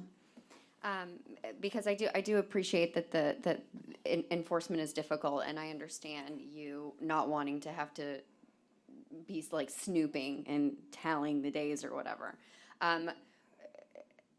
Short of denying the special use permit, do you have any suggestions, or has there anything come to mind for you on how to adequately address that concern for you? Well, it's my understanding the council can put contingencies or requirements or on this permit. Is that correct? Yes, depending And on. Mr. Hens may have been sort of joking a while ago or in the very beginning, but I mean, you know, modifying the use of that property somehow by taking out the kitchen, taking out a full bathroom or something like that's probably not feasible, but, you know, taking out the full kitchen, then it's not rentable as a you know, multifamily or another family or, you know, 2 college kids or whatever living in there permanently. That solves that issue. But that also, then they don't need a special use permit for it. They could just do it. I mean, if we didn't. Well, that's fine with me. Anything else? No. Thank you. Thank you. Did you need to add anything? No, ma'am, I don't think so. Mara, did you have anything? No? No, I think we're good. So, would a member of council like to make a motion? What is that? I don't know. Oh, Is that a trick question? no, not at all. It is your 3 options. You can approve the special use permit, you can deny it, you can approve it Approve with with conditions, yes. conditions. Condition or conditions.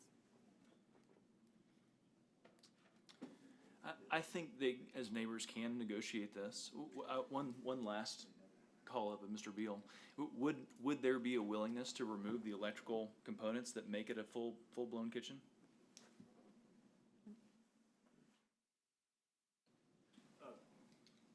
My wife was just telling me that we'd like to keep the kitchen, at least for now. You know, we do have older kids. We'd like them to be able to cook out there. So we're this far into the special use permit, so let's see how that goes. And just to clarify, if they do remove the kitchen, then there's no need for the specific use permit. They can build it by right with the window, and what have you. So just to clarify. And so just, Mario just wanted me to make sure that the council understood that the privacy issue will not go away just because there's no kitchen. Most likely, they still move forward with a window, and the privacy issue would still be an issue. So just something to take into consideration during your deliberations. Thank you.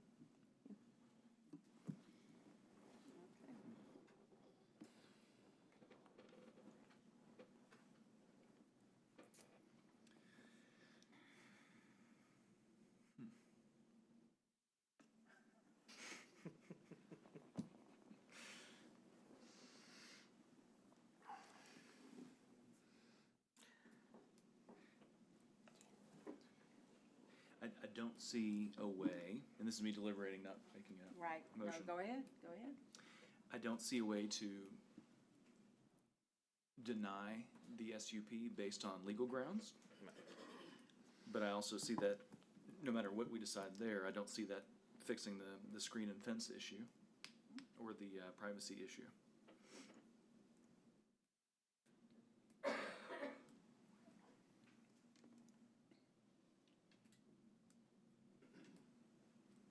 And yet they have stated that they are willing to work together on making that happen. Right.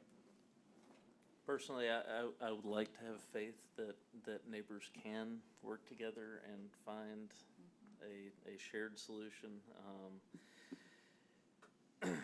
Again, it would have certainly been preferable if that could have been achieved before tonight, but since it is not, it seems that all the parties involved have at least had some constructive conversation about a solution, and as long as everyone is committed to finding, excuse me, a compromise that, again, there's not going to be a perfect solution. There's not one thing that's gonna make everybody happy. But there is a middle ground there, and as neighbors, you have to find that middle ground. You know, I've had to do it many times. You know, I do have faith that that can be found. It seems like the conversation is going in that direction anyway, so. And as far as the rental concern, you know, again, what I do on my street is I keep a close eye on what people are doing, and if something is not happening the way it should be by zoning, by code, I try to report that, and I try to make it known that those potential violations are there. Thank you. Did you have anything else? Okay, does someone want to make a motion now?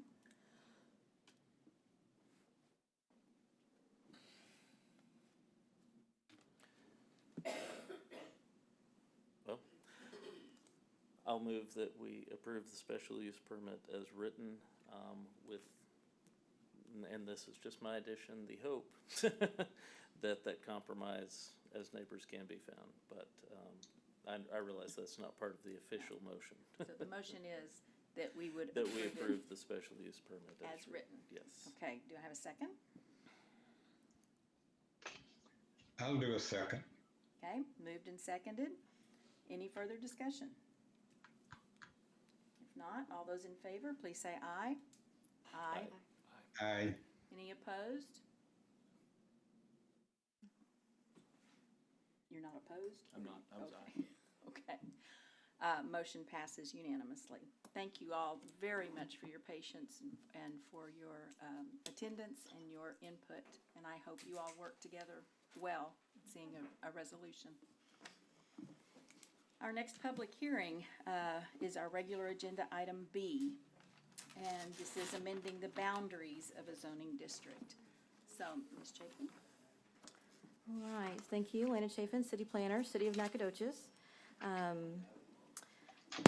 This is a request for a zone change from R1 Single Family to B2 General Business for approximately 10.9 acres located at 2827 Railroad Street. The General Business Zoning District is intended to accommodate those business activities that are oriented towards the automobile or whose operations may require limited truck access. And these are generally located along major traffic arteries where strip business development exists. So the applicant owns the subject property and the lots located immediately to the north, east, and west, including the private lake that you see on your screen. The lot to the north, immediately north to the subject property at 2807 Railroad Street is developed as a single-family home, and that is the applicant's primary residence, so they do live just north of the subject property that's being requested for the change. The applicant has been operating a contractor's yard for the purpose of openly storing equipment and materials for his personal construction business at this location. And he's been operating, again, at this location for over 10 years. A contractor's yard is only permitted in the B2 general business and the light and heavy industrial zoning districts. This zone change request is in a response to a zoning violation that was issued for conducting commercial activities in a residential zoning district. We received a complaint from a nearby residence of loud noise from heavy truck traffic and debris and dust and so forth. So upon investigation, we did find that there were commercial activities taking place. We issued a zoning violation letter, and the applicant's response was to rezone the property to bring it into compliance so he could keep his business at this location. The applicant, again, is requesting a zone change from R1 single family to general business to continue operating his business at this location. The area in the property in the surrounding area does consist primarily of low to medium residential zoning districts, including R3 two-family, which is located to the north, R1 single family and R3 two-family to the east and south, and then R2 single family to the west. The surrounding uses include single-family development as well as vacant, undeveloped properties, and Carpenter Elementary is located just to the west of the subject property. The staff finds that the B2 General Business Zoning District is not compatible with the zoning or the developed uses in the immediate vicinity. The comprehensive plan, future land use plan, designates the property and the surrounding area as rural development. This is described as sparsely populated areas with limited development. This typically encompasses relatively large tracts that are unsubdivided. They're used either for agricultural or forestry purposes, or widely scattered homesteads. Staff finds that the proposed B2 General Business Zoning District is not consistent with the land uses that are described in the Rural Development Future Land Use Designation. These are some site photos that staff took of Railroad Street. This section of Railroad Street is a local residential street. It has about a 12-foot pavement width and open ditches on each side. Local streets are intended to carry lower volumes of traffic and serve as direct access to residential and neighborhood scale commercial development, not your typical commercial traffic that facilitates heavy equipment or freight or large volumes. The general business zoning district that's being requested is intended to be located along your collectors, your major arterial streets, which do have that greater capacity to accommodate that high volume of traffic that's typically generated by the B2 general business zoning district and the uses that are permitted under it. These are some additional photos. The one on the left is actually a photo from the street. It's of that private driveway that's used to access the property as well as the applicant's primary residence. It's a mix of gravel and compacted dirt and does serve as a sole access for the property. And the heavy equipment and vehicle storage area is also compacted dirt, and we'll see some photos of that in a minute. Staff finds that the public street and private drive are not adequate to support the heavy construction equipment and dump trucks that access this property. These are some additional photos of the property from the street. And you can see the one in the upper right-hand corner. You can kind of see the big trucks and the heavy equipment. There is some vegetation on the property, and there is a topography change. The property at the street does sit much lower than the property where they're actually storing the equipment and construction materials and things of that nature. So this is just a street view directly looking at that commercial area. This is just some additional views from Railroad Street. You can see there is some existing mature vegetation on the property. These are some site photos that were taken internal to the development. The applicant did allow us to come onto his property and actually take photos of the areas where he's storing construction materials and construction equipment and so forth and so on.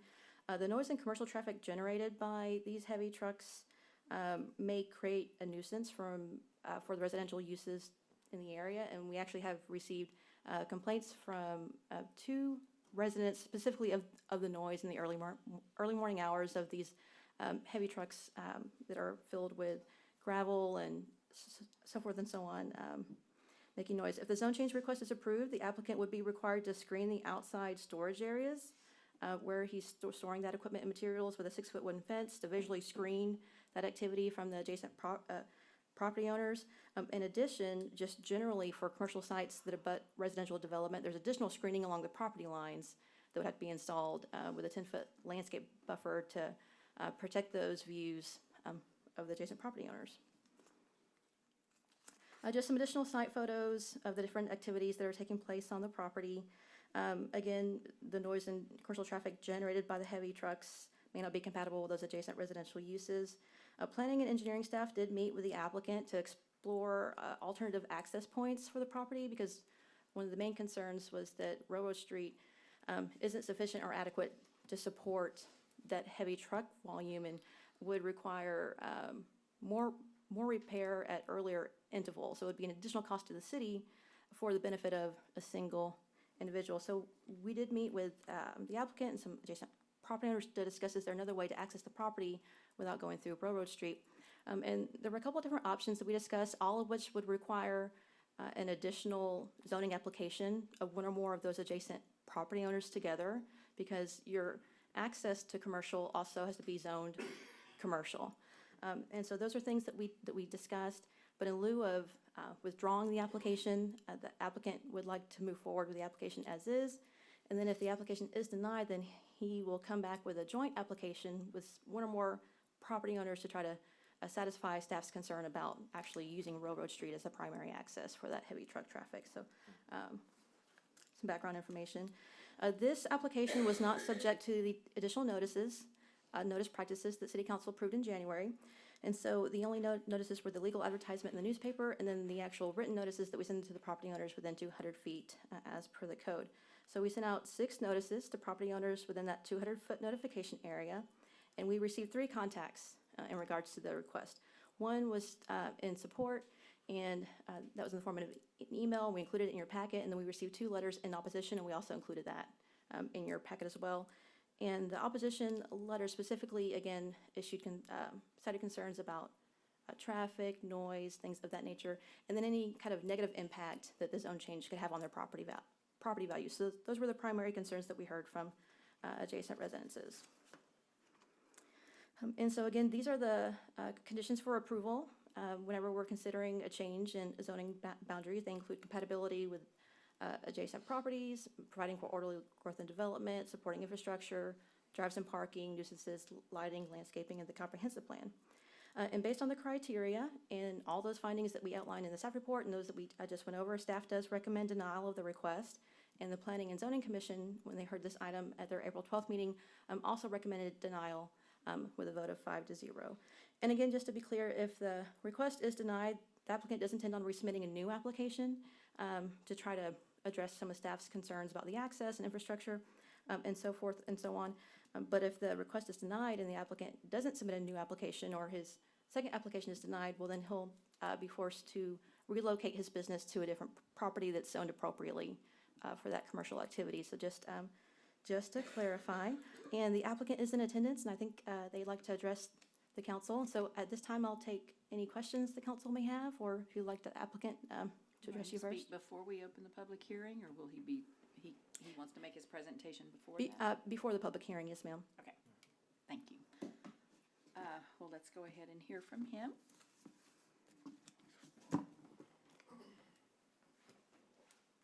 Good evening. Good evening. How are y'all doing? Good. Fine, thank you. I'm Warren Sports. I live here, and I'm gonna clear a couple of things up here. I've actually been there 23 years, not 10.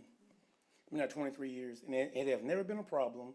So we had one complaint, and Mr. Thurman, one of my trucks have a vibrator on it. It shakes the dirt out. And me and him talked about it. He never complained about it. We fixed it. It never happened again.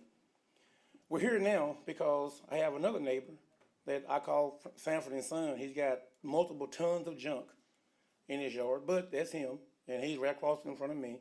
And he wanted me to actually dig a ditch on the power side of the road with the city water line, and I wouldn't do it. So that's why we're here at where we're at right now. And I did measure the road. Actually that road is 16 to 18 feet wide. In the years I've been there, I have 32 acres on this place here. And I did have my stuff stored on another lot here in town, and people stole parts off of it. They stole everything off of it, and so I brought everything to back to my house. And since I've been there on my yard, I haven't had anything come up missing, haven't had anything taken away. And my issue is if it's so much noise. Actually, the gentleman that's brought this to the city's attention, he was at my place. He walked my place every single day. God's my honest witness. He walked it in the morning. He walked it in the afternoon. I mean, every day. He'll walk my place. He'll walk my place more than I have. And I allowed him to because no one else will allow him on their property with his dog. They called the police on him several times, but I'll allow him to walk, and now, here we are with this here. And the noise, why was it not a problem with the noise before? And it wasn't a problem with the noise before. It's just retaliation because I wouldn't take my backhoe and dig a ditch as what the city done, when they were there taking care of it. I pretty much take care of the road there with the equipment. Everybody in that little, over there where I live in, but that's only him and a few more people, and Miss Brenda up in the left-hand corner.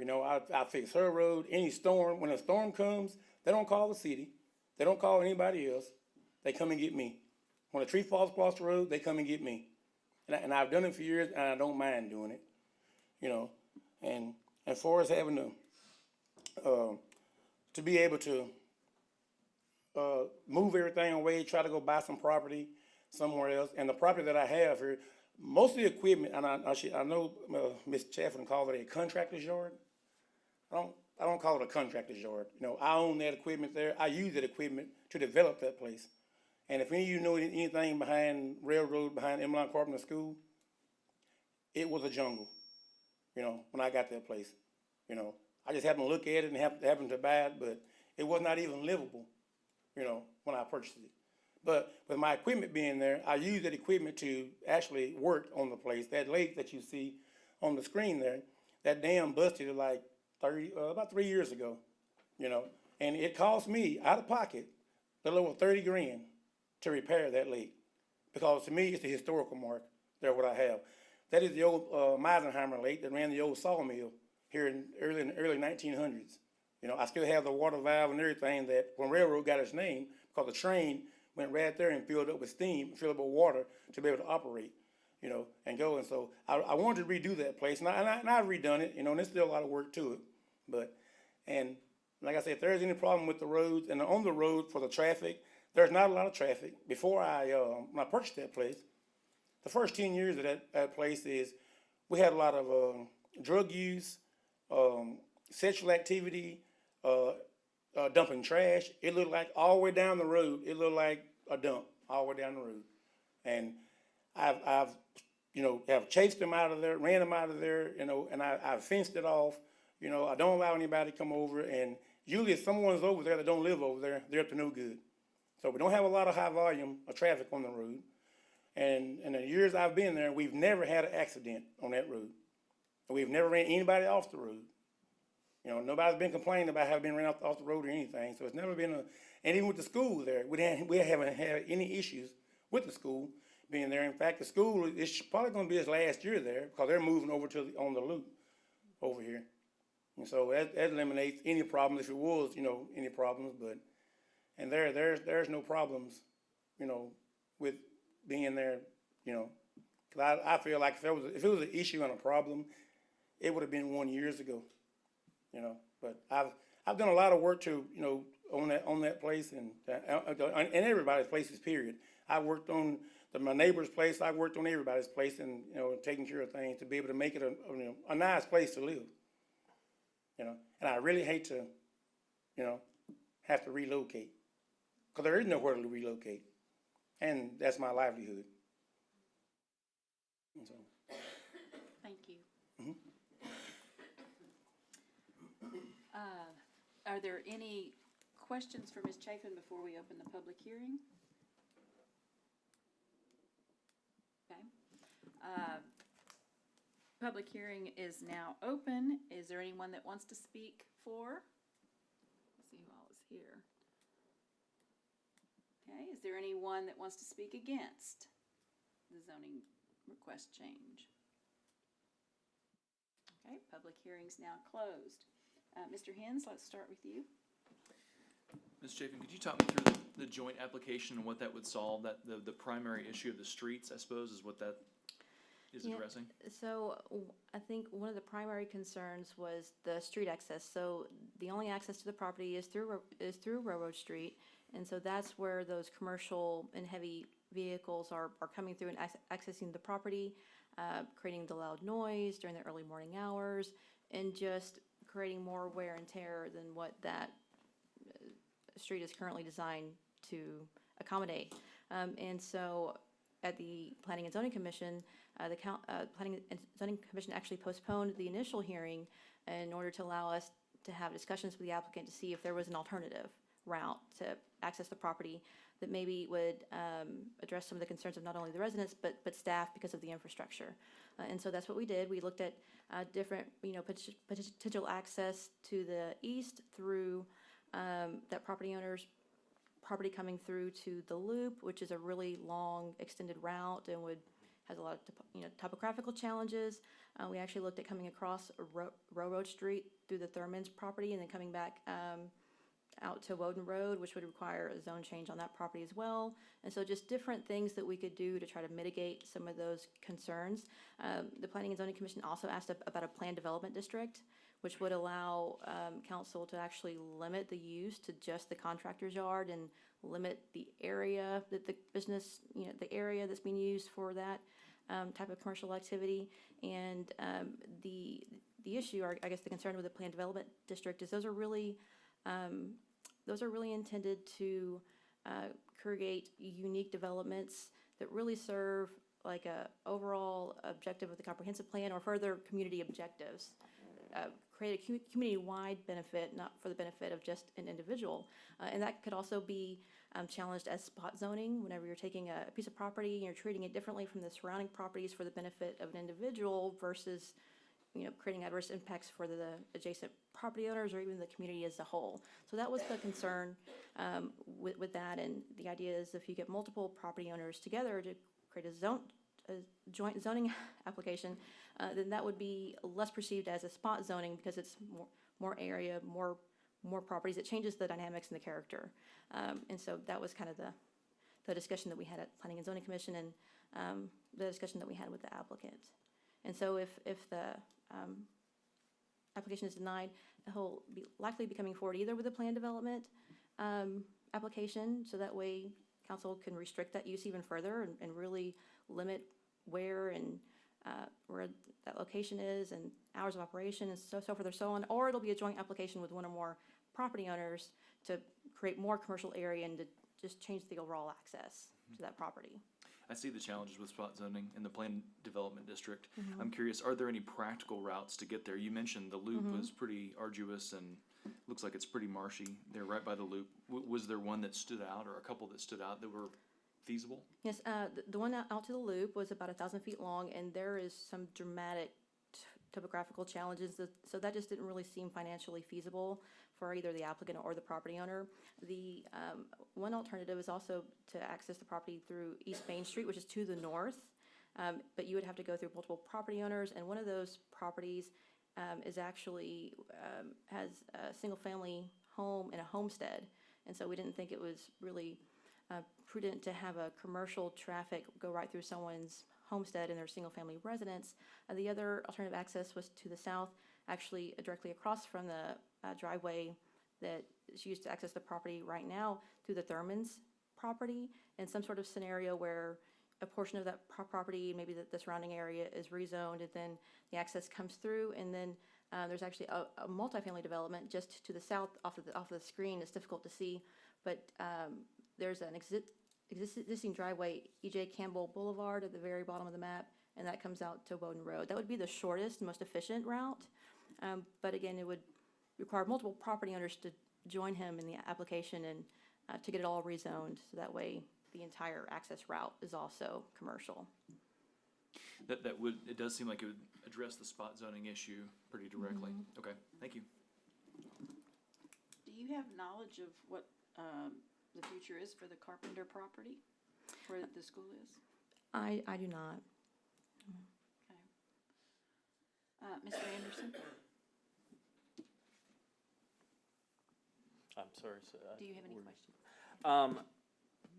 Just so I'm clear, the applicant is currently in violation of zoning where it is now and has been for some time. Yes, I believe that the first complaint was a little over 2 years ago, and I think there was some resolution between that resident and the property owner, and the most recent one was from a different neighbor across Rose Street with complaints about the noise.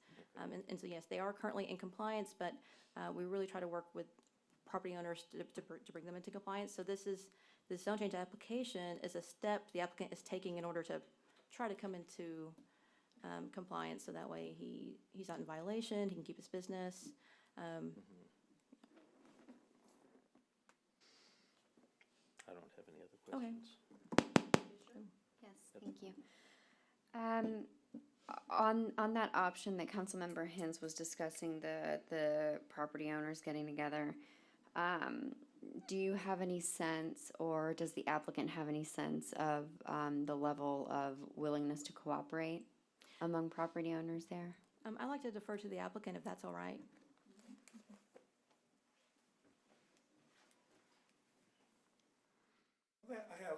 I have one, Mr. Thurman, he was willing to, to talk about it, and actually he doesn't have, he's not the one that really, actually his sister, she doesn't live here, but she's over the property, but I know, down further, he's not gonna wanna talk about it, but they're, talking about it.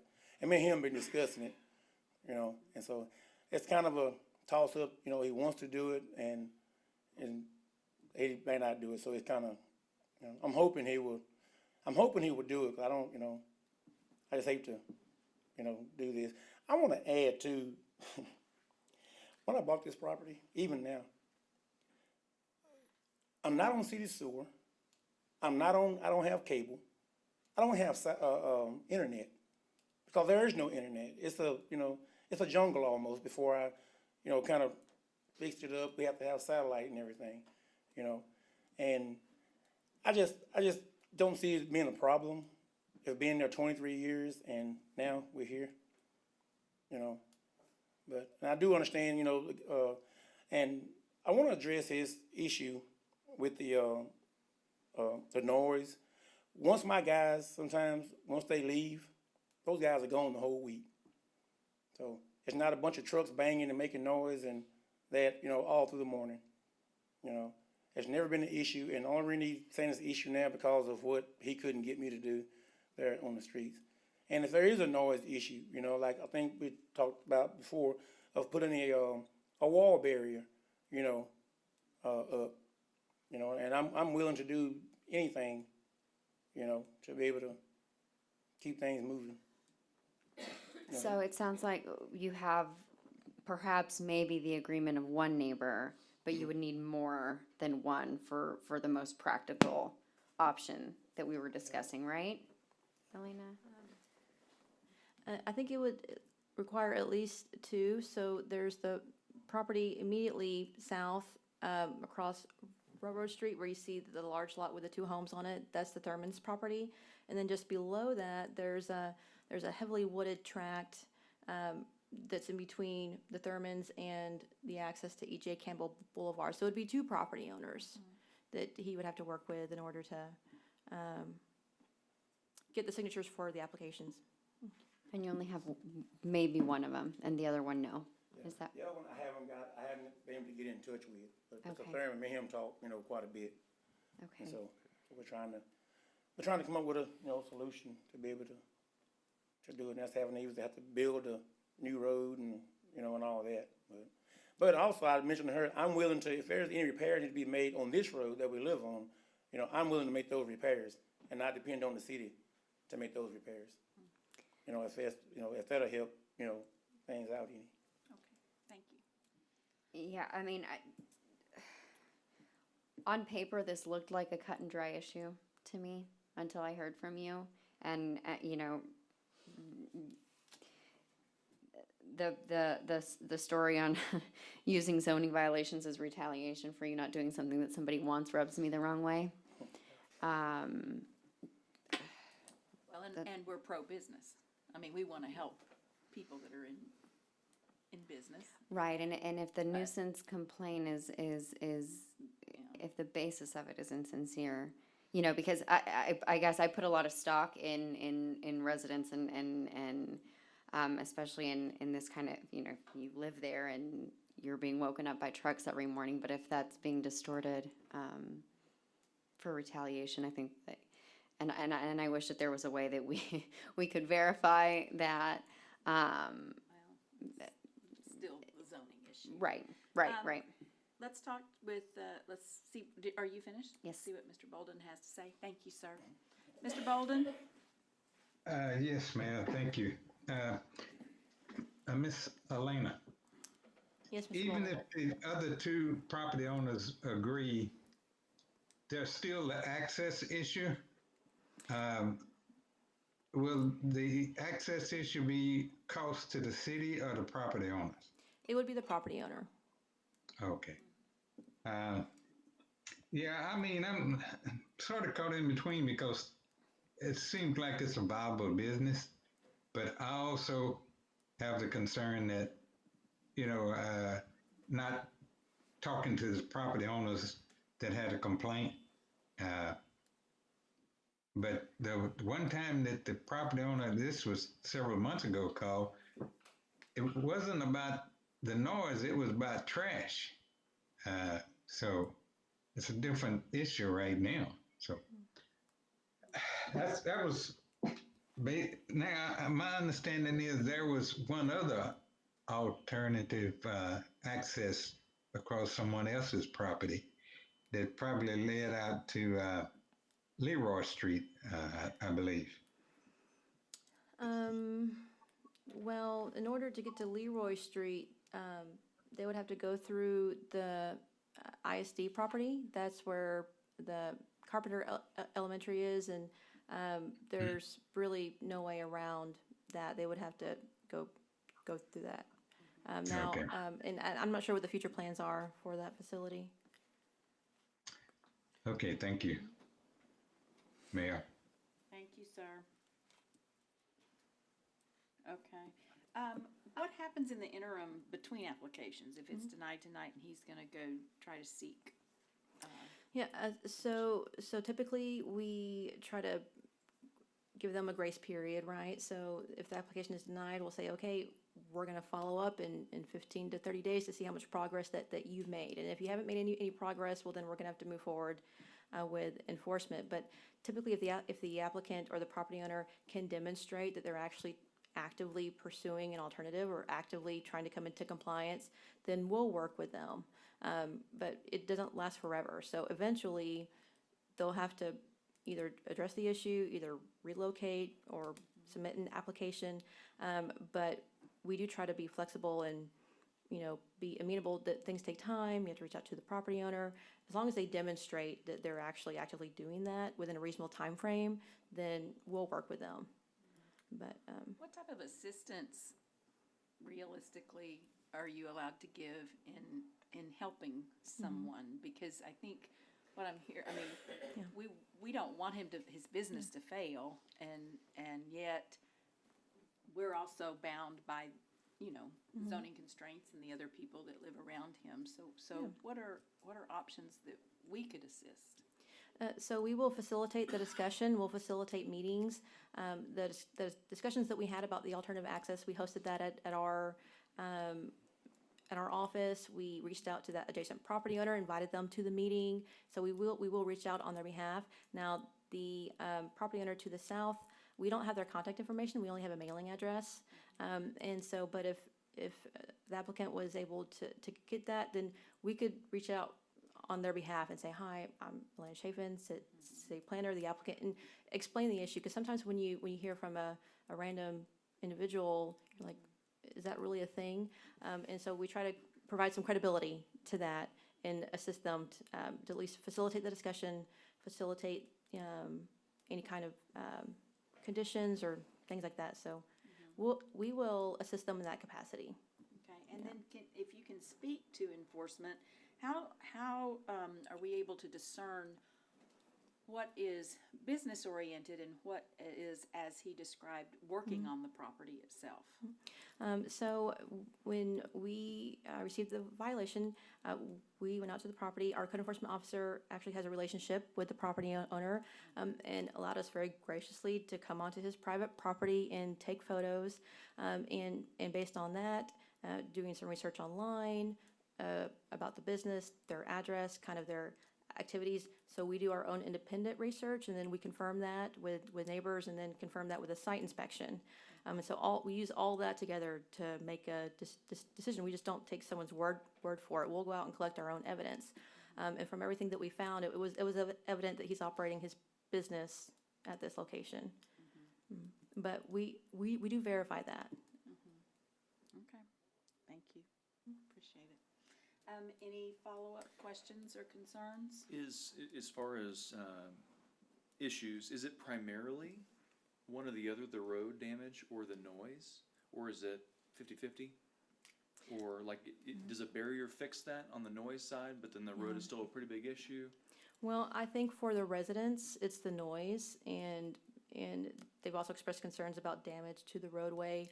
Now, I don't know how you get away from that, because the property owner that has expressed concern about the noise is on the other side of Railroad Street, right? And so if the truck's driving down the road, unless you build a wall on their side, I don't know how you get away from that.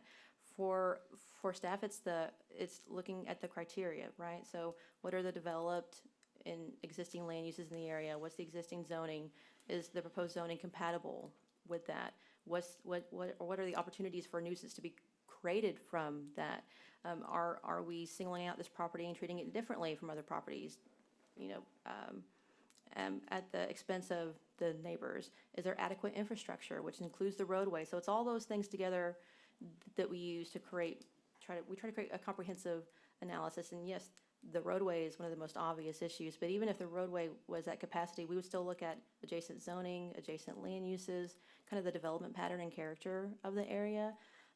So it's all those things together. I think that the roadway is the most obvious from an infrastructure and maintenance standpoint, and then looking at the colors on the map and what's there today, it's just it's not compatible. Got it. Miss Elena, Yes, sir. if it was to be rezoned B2, would the city be required to provide services? Because he said that he's not on city water or sewage. Yeah, there is city water and sewer located along Railroad Street. Now, with the topography of the property, sewer runs downhill, and so it would be very difficult to actually get sewer up to the elevation where the commercial activity is taking place. It might require additional improvements, and I can defer to our engineering staff to answer your question in more detail. They can probably do a better job than I can. Well, we understand running uphill, but are you going to elaborate on that, Mr. Bartlett? Council, Steve Bartlett. It costs a lot of money, Mr. Bolden, to run sewer uphill, so. No, this property, the sewer's on. Well, you're not gonna take that further.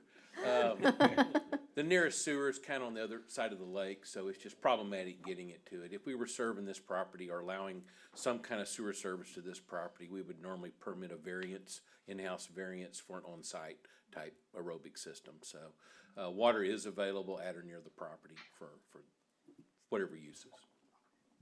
Any other questions? All right, thank you. Anything else, Mr. Bolden? Oh, no, well, at who cost, by the way?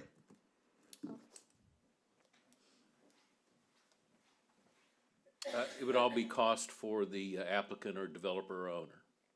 Okay, thank you. Okay. Anything you'd like to add? No, ma'am. I just wanted to again remind the council that the applicant does intend to move forward with alternative zoning application if the council does deny the request, but ultimately the applicant could be forced to either relocate its business or just cease and desist all activities. So just wanted to make sure that council was aware of all the impact to the property owner.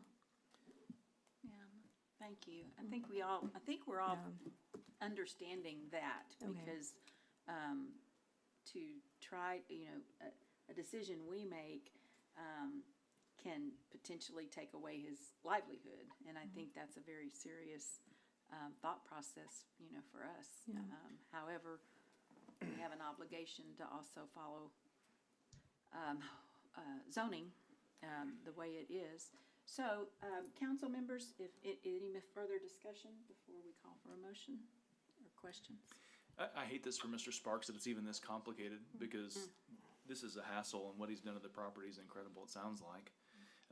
I also hear what you're saying about singling out and treating it differently for a spot zoning issue that would potentially rear its head, so that's pretty serious too, so I appreciate that. That's all I've got.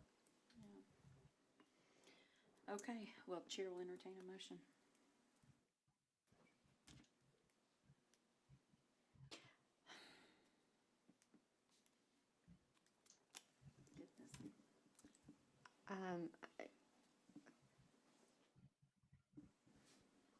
I'm not ready to make a motion, so that's not what I'm doing right now. I'm wondering if there's an option for tabling. Because, I mean, what the mayor said is right. It's a heavy decision, and I feel like making this decision and taking somebody's livelihood away when the response to what is it looking like for him to get agreement with other property owners for a new zoning application is, I don't know. You know what I mean? Like, I don't feel like I don't feel comfortable with what we have on the table. Well, right and he now. didn't say it would take it away. I mean, the potential is there to take it away. He said it may put him out of, I mean, he may have to go out of, may cease doing that particular business there unless he can find. That's why I had asked her the question of what all we can do to help him. Right, yeah. To try to, if we have a development department that might be able to help, there are some locations here, how much space do you need, all that kind of stuff. Right, but the potential for The potential is losing still somebody's heavy. livelihood is still heavy. Yeah. I will say, just again, the applicant does anticipate having to reach out to those property owners, work with them, get some sort of joint application, understanding that this is spot zoning and it's not necessarily appropriate. And so I think that, he's got that partial agreement, and we'll assist them with reaching out to those property owners in any way that we can. We also assist people with identifying properties that are zoned appropriately for their use. We'll show people our zoning map and kind of walk them through, hey, this is allowed here or there. So as much as we can, with while maintaining, while being impartial. And the applicant does understand that moving forward with this application, he runs the risk of denial and is prepared to come back with a new application. Is there a difference between denial and tabling, technically? For him? So tabling, you're just deferring the meeting to a future date. And so I would just ask that if you do that, you just be specific about which meeting that we're gonna postpone it to, whether it's, the first meeting in May or what have you. We will have to re-advertise for that. So we'll need a 15-day notice, prior to the public hearing for our legal advertisements, and things of that nature. But it's well within the council's authority to table or postpone the public hearing, and I might defer to Mario for more details on that. I hear in the background.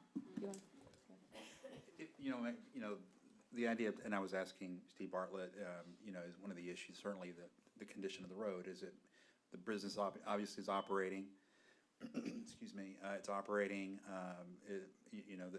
the damage to the street is not gonna be exacerbated anymore during this time frame. So if you do want to table it, again, just so that, part of this is so that we get some finality, right? And so if you do decide to table it, we just ask for a date certain. And so, and what would that do for you, tabling it? Maybe give the applicant, Mr. Sparks, some more time to talk to property owners so that we can have a more certain, I mean, maybe not 100%, but more than just, well, I talked to one and there might be something there, right? Like, just more information to know what other options are available before we say no. And one thing we could offer, Mayor, Council, is to help facilitate those conversations. So sort of get in the middle of it, bring the parties together, try to get not full-on mediation, but try to mediate a solution, and then come back, well, we tried, this is what we did, and they're still far apart. It's back in your court, kind of, and at this point, I think that's just, and again, I'm just trying to find a way I completely understand, weighing heavy on someone's business and appreciate that, and certainly it is never our intent to close someone down, but we do need to seek compliance on the zoning code, and that is an issue, and it's been going on for a long time, and we do need to address complaints, and part of the issue is a city street, a city asset, and we need to address that and address it right. And so I would offer, if you do that, we would then obviously offer to facilitate a discussion amongst all the parties. Okay. Do we want to see what Mr. Sparks? Mr. Sparks, do you have a thought either way about us tabling versus denying and letting you go ahead and move on with the next application? Yeah, it's just mind boggling. I tell you, you know what I feel like, how I feel right now, and to be honest, I feel like I'd almost rather sell my place and move out of city limits of Nacogdoches. Because I heard you use the term wait earlier when you were discussing with the other group. And the reason we're here and the guy that we're dealing with, you know, is just, it blows my mind. And the term that one of the other gentlemen before the other day used, you know, here is the term that we have the tail wagging the dog, you know. And I truly bust my butt to help everybody in the community and help him and to run a business there. That's just where I keep my equipment and my trucks and where I work on my stuff. You know, I don't make any money there because there ain't no money being made there. But we work out of town, you know, Dallas, Houston, we work, you know, long ways away. But for us, you know, just shutting down and it's like pulling teeth, you know. Well, and I hope you can appreciate, we're trying the best we can to try to help you with this Right, situation. and I do appreciate it. I mean, from the bottom of my heart, I really do appreciate it, you know. And I'm just trying to find a way that if we can, you know, to make it work. And actually, I've checked other places too, just to try to relocate without buying other property. You know, and that's the reason I bought this property, because I don't want anybody else, you know, I don't want any low-income housing, you know, around. And that's why I buy everything that's, you know, try to join me so we don't have that, because we do have a couple of, you know, off Railroad Street and off the other street, there's a couple of Eastwood Terrace, and there's some more apartments, you know, around also. So tabling it might buy you a little bit of time and some assistance. Yes.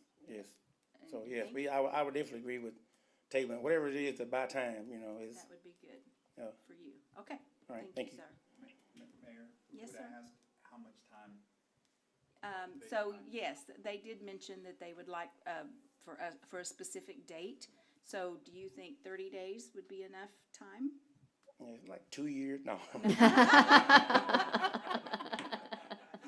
No, Thank you for 30 that. days, you know, we should be able to figure out if we can do some within 30 days. So So 30 days that would would be good. the second meeting in May. That would be about 30 days. Is that correct? Am I correct in that? Does that give you enough time for posting? Does that give you? Okay. That's the May 18th meeting, I believe. And so, yes, that would be just at 30 days. That'd give us time to re-advertise, time to reach out to those property owners, facilitate any kind of discussions. I think that'd be adequate to at least keep reaching out and trying to facilitate the discussion.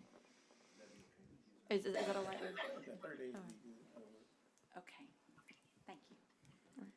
So, or does anyone else have another idea or proposal? Okay, if not, we're ready to make a motion. I'll move that we table agenda item B until May 18th. I'll second. Okay, moved and seconded that we table agenda item 9B until the council meeting on May 18th. If no further discussion, all those in favor, please say aye. Aye. Aye. Any opposed? Okay, motion passes. Thank you, Mr. Sparks. Agenda item C, receive a report, hold a discussion, and give staff direction concerning street maintenance activities. Mr. Case Opperman, good evening. Good evening, Mayor, City Council, Case Opperman, Assistant Director of Public Works. If you'll forgive me, just real quick, while I pull my presentation up. Yes, sir.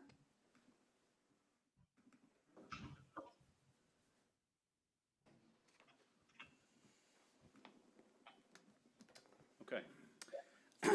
Well, I am here today to speak to you about street improvements. I will endeavor to abbreviate my thoughts this evening, but more than happy to answer any questions that y'all may have come into your minds. This evening, I want to talk to you first about what we've accomplished in the past year. Next, what we propose to accomplish in the coming year. I'd like to talk a little bit about deferred maintenance and its implications, as well as plans that we have for the future in our street assessment endeavors. So in 2020, we repaved 10 streets total, as well as several sections at Sunset Cemetery. Our major kind of flagship streets this year were the remainder of Pearl Street from West College up to West Austin, which we began the southern half of that street the year before. Park Street from North Mound to University, as well as 8 other residential streets.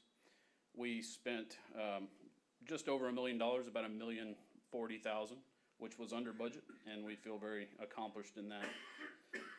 Our street crews also did quite a bit of work this year in improving our street system. We got 5 streets and segments of streets improved with our staff, as well as several improvements to park facilities and parking lots that are city-owned.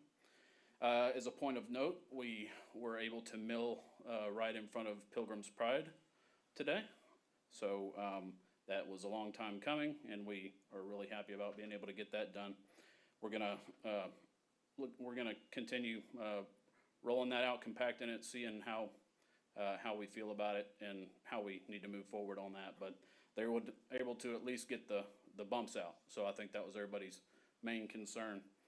They operate with a $250,000 budget each year. That also includes funding the pothole repairs with the patch truck. And it's important to note that when we pave, it's all hands on deck. It takes a dozen guys to operate and facilitate paving improvements. So what that means is that when we take on East Parker Street, we don't pick up brush that day. We don't go unclog any culverts that day. It really is all hands on deck. Even the sign guy is out there working. I saw him today on MLK. So it's important to note that this is a very labor-intensive effort with a short staff. And so we do what we can. But what that really has resulted in is us kind of shifting our street crew effort to more city facilities, parks, parking lots that are city-owned, and kind of leaving the major repairs to our consultants, our contractors. And we put those out with our, like our 2020 street paving project and the paving efforts that we're going to talk about here shortly. So for the coming year, we've got 3 projects that we're proposing to tackle. If you remember, in 2018, we went through a couple of projects for crack seal and seal coating. We felt like that was a major success. It allowed us to touch a lot of streets for a fraction of the cost. We'd like to replicate that success this year. And instead of 27 streets like we did in 2018, we want to do 34 streets this year. We also want to release another major street repair project because those still are out there. That'll be more in line with what we saw this year with patching, overlay, reconstruction. And we have just over $1.2 million to spend between the street maintenance fund and the general fund CIP for these improvements. And we're going to try and utilize every dollar that we can of that. So for the first 2 projects, I won't go through them all. They're listed in your street report. But 34 streets, as I mentioned, that should extend the life of each street by 10 to 20 years. And that estimated cost for that project is just over $700,000. We propose to fund that with the street maintenance fee, which for the public, as a reminder to council, that's the $5 fee that you see on your residential water bill. So we accumulate about $750,000 each year with that fund. We have a little bit left over from last year, just in contingencies that we didn't utilize fully. So we've got ample funds to improve those streets. We look to bid that if approved tonight, we would try to bid those in the coming month and start construction in June. On the heels of those 2 projects, we'd like to, as I said, release a contract to do major repairs on 6 residential streets here in town. Maybell Street, Lewis Street, Cardinal Street, 4th, Stewart, and Swan are all in very significant need of extensive repair. We estimate that cost to be just over $400,000 for those improvements. We would fund that with the general fund CIP in the amount of about $240,000, with the remainder of that project being funded by the street maintenance fee. We would try to bid that in June and start it probably in July, hopefully. You can see these 6 streets here on the screen, and again, these are major repairs that are needed on these 6 streets.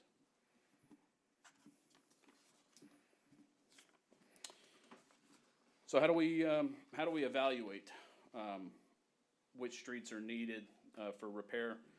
Along with staff observations and evaluations, we utilize this pothole heat map, which we generate each year with our GIS staff, in order to clue into historically damaged streets and streets that have been touched heavily by our patch truck.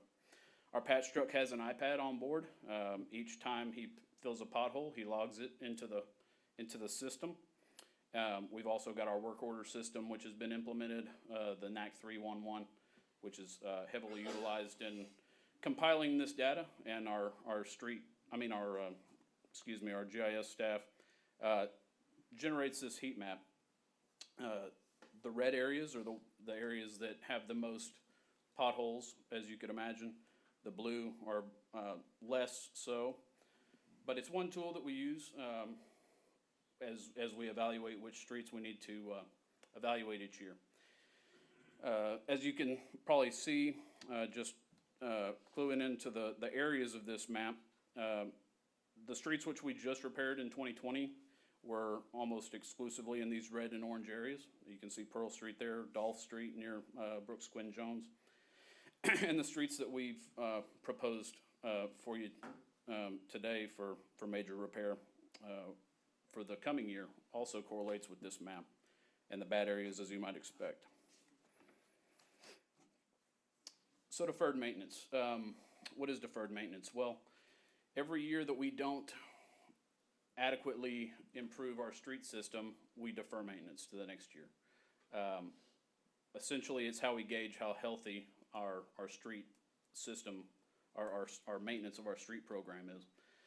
And just to make this as simple as I can, Steve Bartlett and I went to a riveting asphalt school a couple of years ago, and one of the major takeaways from that course was a concept that you've heard, I think, Steve talk about before, but for each mile of streets that the city owns and operates, which in our case is 144 miles of city streets, for each annual budget cycle, we need to add 1 life of year for each of those miles.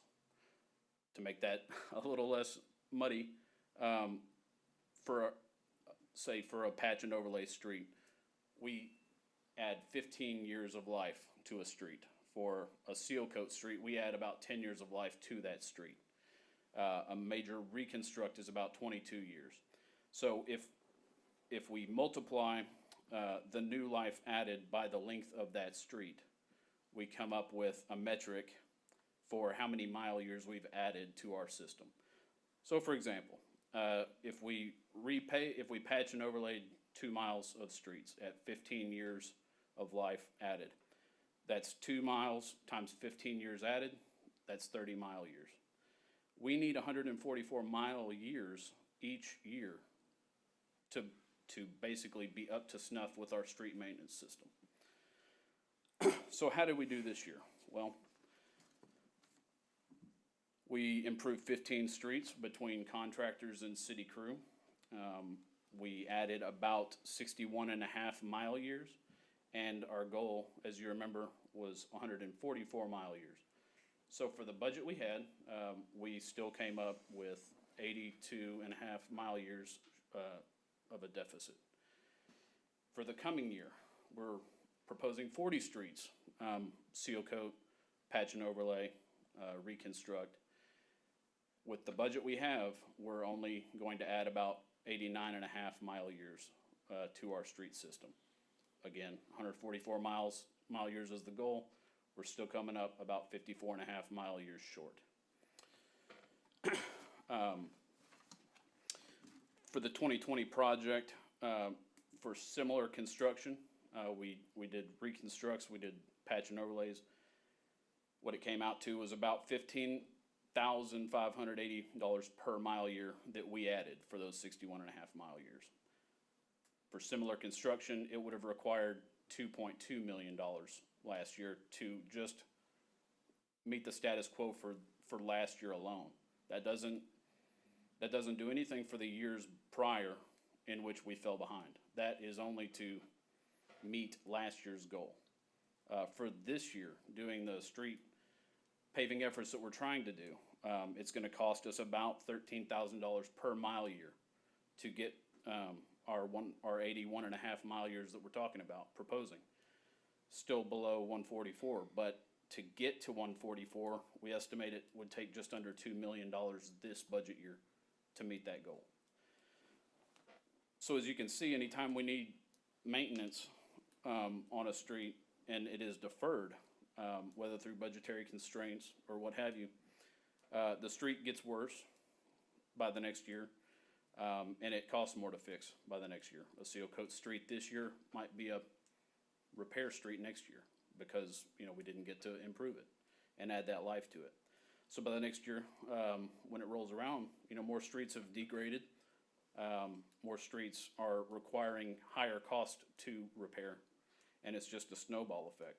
So anytime we have to do major repair projects, which are every year because we always have major repairs to be done, we do fewer streets at a higher cost per street than when we do maintenance projects like we're trying to do with the seal coat project. When we can do a maintenance project, we do more streets for less cost. We stretch our mile years further, but we still have those major repairs that need to be done. So when budgets are constrained, as we know they are, we fight for every dollar. But the simple truth is that we're not able to fund adequate improvements to the street system, you know, with the existing budget that we have. And to make any significant headway with repairing our street system, it just means more dollars. And you know, we fight for budget room like everybody else, but that's kind of just where we are with it. So enough of the doom and gloom. We are looking at exciting methods for the future of our street evaluation efforts. We do a street inventory every 5 years, but really it's more often than that. We note, you know, things that we see as we drive around town on a regular basis. Our street guys help us keep an eye on streets that are getting bad or are in need of repair. We also get a lot of phone calls, as you can imagine, from residents who drive down their street every day and note that it's in need of repair. They call us. It might not be one that we ever, you know, drive down. And I can honestly say that in the past few years, and including this year, streets that are on the list are ones that we first got a phone call about. And so we rely heavily on the public as well to help us monitor street paving needs in this community. So for the future, staff is exploring different robotic technologies for helping our street evaluation efforts. One that we demoed recently was basically a video camera that we mount to the windshield of the car. It just automatically takes video as we drive down the street. It uploads the video to a software and artificial intelligence. However it does it, it reads the potholes, the cracks, and all the issues on a street, and basically comes up with a street grading per street segment and an overall grade per street. We've test driven 5 miles of streets. It pretty well replicated what we would have said, you know, the street grade would have been. And so it's exciting for us to see that's a fairly accurate mechanism for doing a lot of street evaluation in a fraction of the time.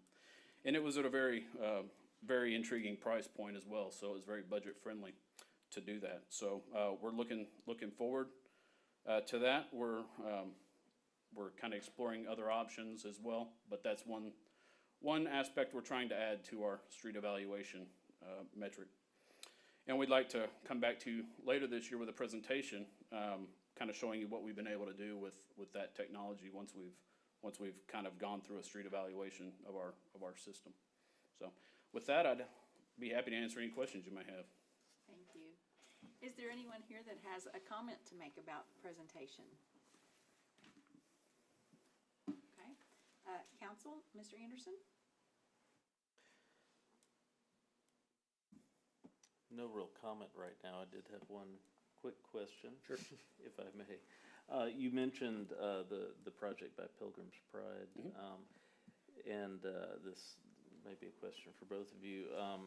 Is there any possibility of partnering with Pilgrim's Pride to replace that blacktop with concrete to prolong the life? We've had that conversation. That was honestly the first that was the first choice on staff's end. The problem with concrete, as you well know, is cure time.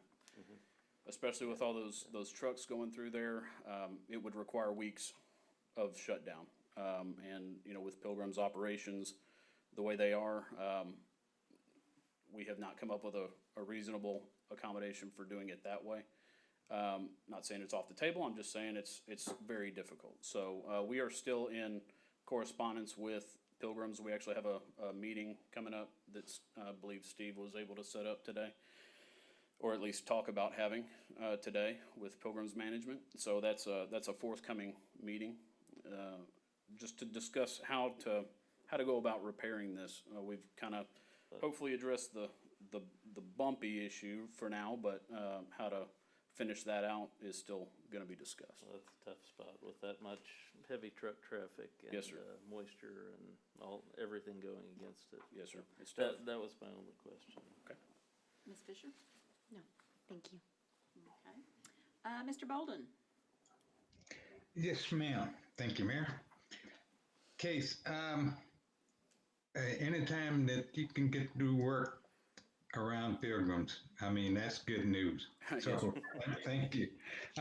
Just on the iPad, you mentioned after you do a repair, it's logged into an iPad. Yes, sir. Did I hear you correctly? Yes, Okay. sir. Now, you mentioned also like the future with, I guess, the camera on the windshield of a car. Yes, sir. Is that going into the same software? No, sir. That's actually it's a proprietary software.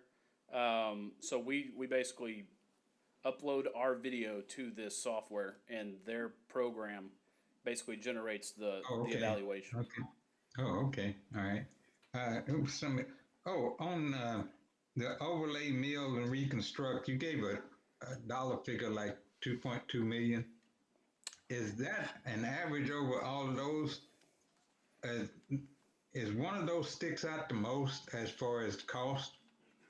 Are you referring to the deferred maintenance? Yeah, cost? the deferred maintenance, yes. Yeah.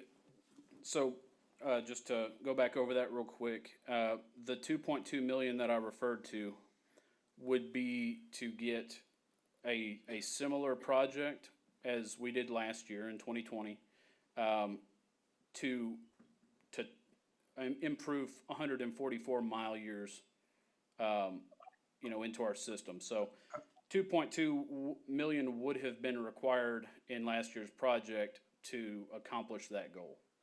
Okay. I don't know if that answers your question. Yeah, it does. Okay. Thank you very much. Mayor? Yes, sir. Yes, sir. Thanks, sir. Mr. Hens? No real questions. I appreciate the presentation. Sounds like we just need to make more money to maintain what we have. That'd be great. Easy. That's what you needed. That's it. Okay, so he is asking for, so we got the report, we've held the discussion, Yes. and now he's asking for direction. What I'd like So what are to you- yeah. ask for is just direction on the proposed street list as you were presented it, and I'd also welcome any comments you have on how we operate, any other ideas that y'all may have. on how to best utilize our staff and our efforts. So I'm open to any of that. But I would like to get some direction on the proposed street projects. Yes, ma'am.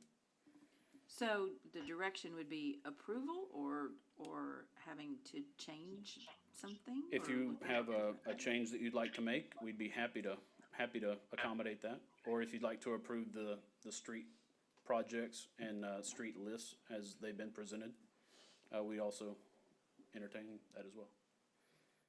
Cause that's such our area of expertise. And not yours. Yeah. As Bartlett loves to say, the worst street is the one you live on. So if y'all have any other ideas, we're happy to hear them. Well, I think Worst you've done one's the one at the end of my street. Oh, okay. Which one would that be? No, Okay.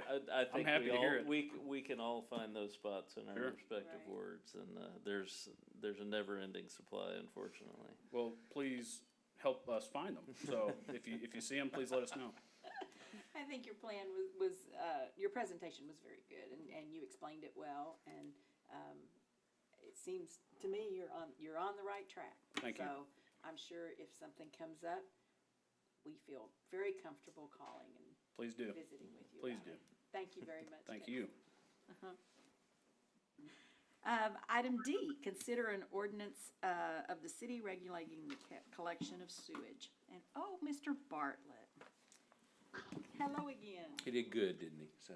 He did. So we saved the more exciting ones for last, I know that. Of course, Pam is following me, so that will be the coup de grace. But tonight I come to you for the consideration of an ordinance, a mere 53-page ordinance, and it's actually a revision that regulates the collection of sewage in the city, basically requiring pretreatment and permits. So this is Chapter 106, Division 2 of our sewer use ordinances, and so why are we revising it? Well, our permit, our Texas Pollution Discharge Elimination System permit requires that we evaluate our process for pretreatment and for sewer use every so often, and in fact also requires that we implement any new regulatory standards that come out. So the feds have come out with additional regulatory standards, and then when we go through this evaluation, we have to update our ordinance to reflect that. So it is a rather complicated and long process, and we have actually been working on this for a number of years. But I want to tell you, we wouldn't have carried this across the finish line without a very big player for us. And I just wanted to take a moment, if I can, just to introduce Joy Yarborough, our environmental manager. There's Joy. And recently joined us, Hunter Buster is our environmental technician, so I asked him to come tonight. Joy is the one that really did all the heavy lifting on this. We work with a consultant that helps us write this, so I just wanted you to be able to meet them face to face and see them, even with masks. So again, we are implementing an industrial pretreatment program. Unfortunately, I sent you a very large document that I'm sure was tough to read, but just to show you all the things that are involved in that pretreatment program. But the pretreatment is basically one purpose in life, and that's to protect our sewer plant. It's to protect our sewer plant from discharges from industries, primarily both significant industries and minor industries, but to make sure our sewer treatment plant stays whole. Therefore, our discharge, which is into the Lynette Creek system after it's treated, is also whole and compliant. So we work with all these industries to make sure their discharges and waste elimination fits a certain set of standards. And a lot of these guys treat on-site. Your Pilgrim's Prides are a good example, have on-site treatment units to get some of this treatment done before they bring it to us in the system. So what this ordinance does is basically describe all that process and procedures. And it references a number of other things that we have just in standards and forms and reporting. So what did we have to change? And I'm not going to take you in the weeds on it unless you want, but the weeds were done by a lot of people. But basically a lot of streamlining was done in the rule changes by the federal government. And that included things like slug flow requirements, new revisions for just notifications, them notifying us and us communicating with them. Revisions to allow the city to control some of the new parameters. So, our ordinance only allows us to control certain things, and as those parameters change, we have to amend the ordinance to allow us to control the new things. So it updated best management practices and a lot of the wording that goes with some of that. record keeping, some changes in how we do that, sampling and clarifications to sampling. So just to give you an idea, that's the kind of wording changes that went into this document. So it's the same basic document as before. The changes that we've gone through where we don't feel are any burden or harm to our industries. It's more like updating it. So when we give them a permit, when NIBCO or Pilgrims gets a big permit, it references this pre-treatment process in this ordinance. And we just had to make the ordinance meet the current federal standards. So it's about as exciting as you can get with it. So again, we started this back in 2012. Believe it or not. So we worked with a consultant who helped us rewrite and restructure this program, sent it to TCEQ. It took us until 2016 to get responses. We've resubmitted and then resubmitted in 2020. That's how long this process has been going. So this is much more joyful for us tonight than everybody else. But again, Joy helped carry this to the finish line. So what we have is a final ordinance that's been rewritten and amended and changed by both TCEQ. They literally redlined our ordinance as well as our staff and consultants, and we brought that final product to you. And we're basically requesting your approval and adoption of that tonight. Be happy to answer questions after public comment. Thank you. Is there anyone here that has a comment to make? Okay. Let's start with Ms. Fisher. Nice to meet you guys. Thank you for your work. I don't have any questions. It sounds like you guys put a whole lot of time and effort and thought into this. Absolutely. And I appreciate it. I don't have any problems or questions. Mr. Bolden? No question, Mayor. Just thank the team for the diligent work for that amount of time. You're not going to ask how much they make per hour? Thank you, Mr. Bolden. Oh, goodness. Mr. Hens? Same song, second verse. Welcome. Yeah. Thank you for that. I appreciate it. Okay. Seems like an awful lot of work. Okay, terrific. So Chair will entertain a motion if you would, if someone would like to make one for approval.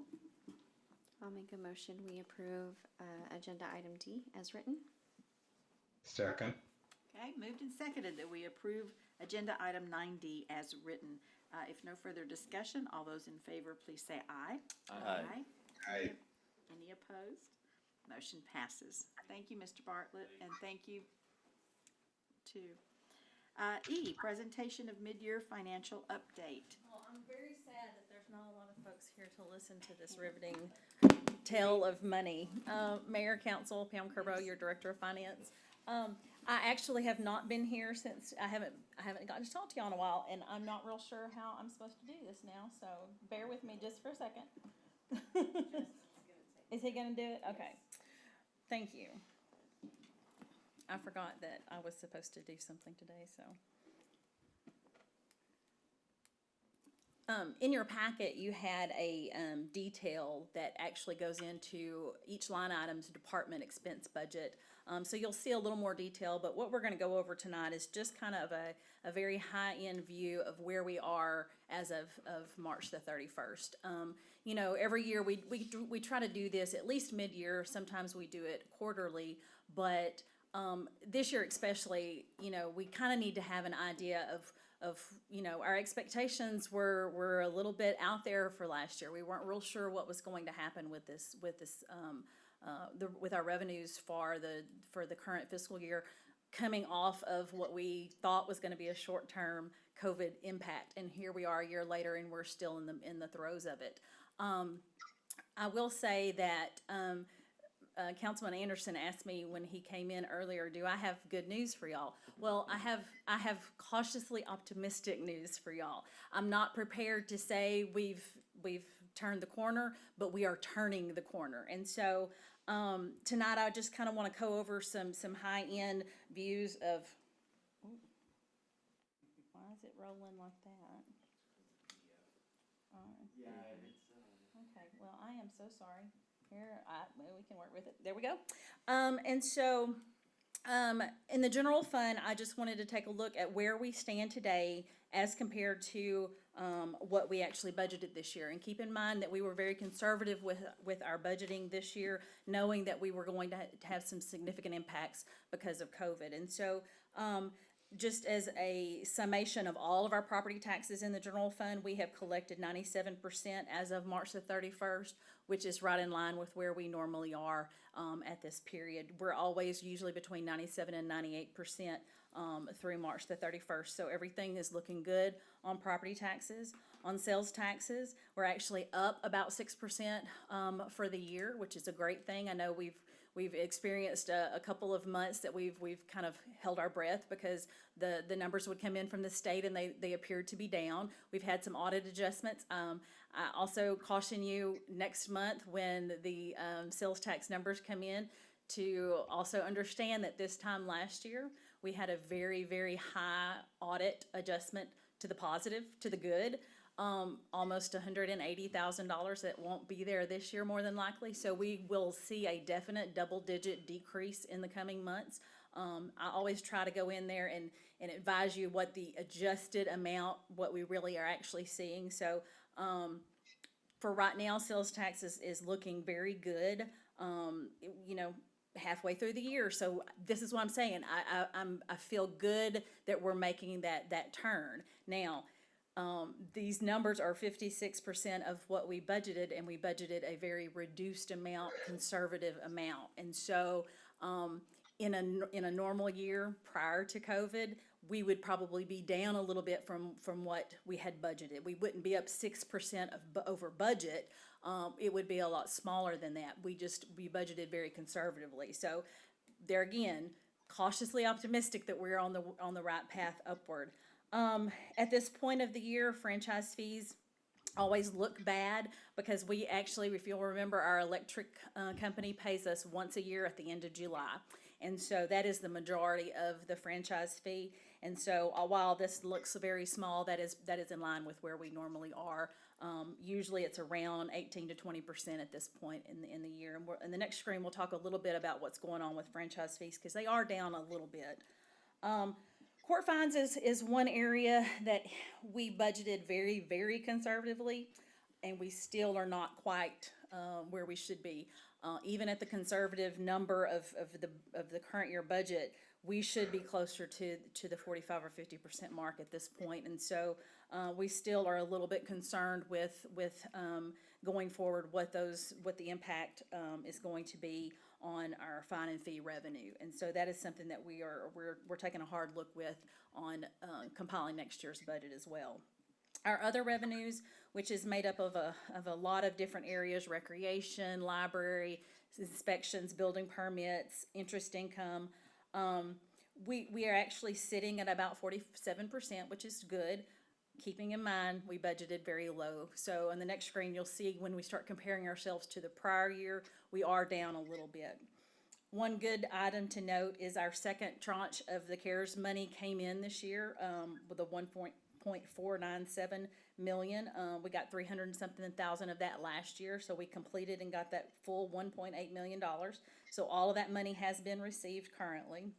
And of course, our interfund transfers are at 50% because we make those transfers monthly, and so all 6 of those monthly transfers have been made at this point in the fiscal year.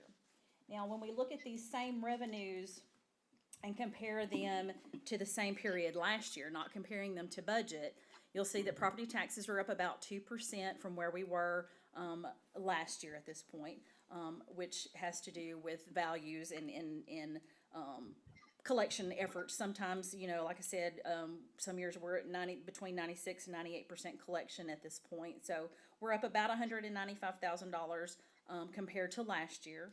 Sales tax, here is where you'll see we are up $184,000 at this point over last year. So sales tax is definitely it is recovering for us well, and so we even comparing not the reduced budget, comparing to actual last year prior to COVID actually starting, we still are doing very well in the sales tax. There's kind of where the good news ends. We are experiencing some downturns when compared to prior year, which is we expected, but the franchise fees is down about 5%. Historically, franchise fees have been down the last 2 or 3 years. We will not know on electricity until, like I said, July the 31st. They have been down a little bit for the last 3 to 4 years. If you'll recall, last year or the year before, legislation was changed, and so now if a company owns both telecom and internet, they provide both services, they get to choose which of those that they pay the franchise fee on. So that greatly reduced what we collect there as well. So we are still seeing a little bit of a downturn on the franchise fee side. Our fines and fees, which of course is the municipal court, we are down compared to this point last year about 44%. And so that continues to be a concern on the revenue budgeting side for us. Miscellaneous fees, again, is building permits, recreation, library, those animal fees, control fees. They are down about 27%. This is due to last year. If you'll recall, we had several large building permits that were issued last year. Some large doctor's offices, complexes, the school district when they started their construction. And so that has been a part of that decrease is those types of issues. And of course, interest is down because once COVID hit, interest rates went to basically nothing. And so we are down about $85,000 compared to this point last year in interest earnings. For tonight's purposes, I'm really just sticking with the revenue side. You will see in your packet every department's expense budget. When I started making the PowerPoint, I realized everybody is where they should be, and so every slide was at expectations. And so there was really no point in making y'all look at 17 slides that all look the same. So at this point in time, all the departments are working within the confines of their greatly impacted budgets, and so we're working very well there. The only thing is, and we'll present to you the next item, is some budget amendments. Is the things that we've come across this year that have been storm related or COVID related. There has been some impact there, but as far as the operational department budgets, everybody is working within the confines of their budget, and things are great on the expense side in all funds. For the utility and sanitation funds, we'll just take a look at their major revenues. Water and sewer sales are both right at 47 to 49%, which actually at this point in the year is rather good for us. Of course, summer is when we sell the most water, and so historically, if it's not a extremely wet summer, we've had some of those recently, and so I feel real good about where we stand with water and sewer sales. This is probably 1% or 2 higher than where we normally are at this point in the year. So things are looking great there. Sanitation, same thing. We're working, that usually is right at 50%, so we're up about 1%. Sanitation fuel charges are down a little bit, but those, if you'll remember several years ago, we pulled out the fuel cost for our sanitation trucks out of the garbage fees that are charged. And so it's a direct correlation. So if our expenses for fuel go down, then our revenue for the fuel charges go down. And so even though this is a drop in revenue, it also means that there's been a drop in the expenditure side, which is a good thing. And then the landfill gate receipts are actually up this year about 11%. And so that again is a good thing on the sanitation side. The thing I think that I'm probably most excited to share with y'all tonight is the hotel tax fund seems to be recovering at a little bit higher, a faster rate than we had anticipated last year. I know there was a lot of discussions about the hotel tax fund and what we do with that and how we support the CVB. It is supported by those funds.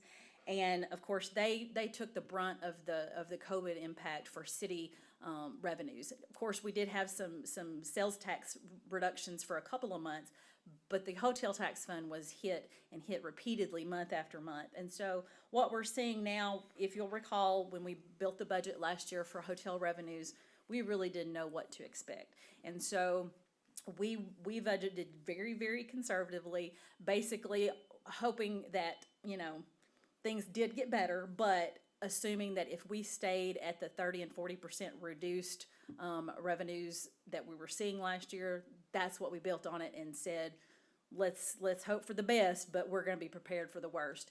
And thankfully, we have seen a turnaround in the last few months. Our hotel taxes are up. we're sitting at 71% of what we anticipated mid-year. Of course, those were low expectations, but we did beat that. And so, you know, the alternative is we could be at 50% and still be suffering. And so I feel like by the end of the year, we're going to pick up an additional at least $75,000 worth of revenue and more if people are really start moving around the country this year and we actually get people here. If we started having more conventions and stuff and actually get the business travelers, that is even going to help even more. But I feel like for sure we should pick up at least a $75,000 additional revenue, which if y'all recall, CVB gets 72.5% of that, which means they are going to be receiving $54,000 more than they had anticipated. So we're actually this year is the first year that we've had to subsidize their budget. And so we will keep an eye on this and kind of watch how their revenues continue. If they do, then we will be able to reassess exactly what level the city is going to have to take in a future agreement with them as far as the subsidy goes. So even when we compare to where we were pre-COVID, we're still up. So this has been a good year for the hotel tax fund. And I think that is probably the biggest sign that things are turning around in Nacogdoches, because things are slowly coming back to normal. People are starting to travel some, and so hopefully this is an indication that things are definitely on the mend, and that next year's budget might not be as painful to go through as last year's was. And I think that is the end of that. Yeah. So if y'all have any questions, I would be more than happy to go into any detail if there was anything y'all had questions on. Okay, thank you. Is there anyone here in attendance that has a comment to make? No? Council members, Mr. Bolden, do you have any questions or comments?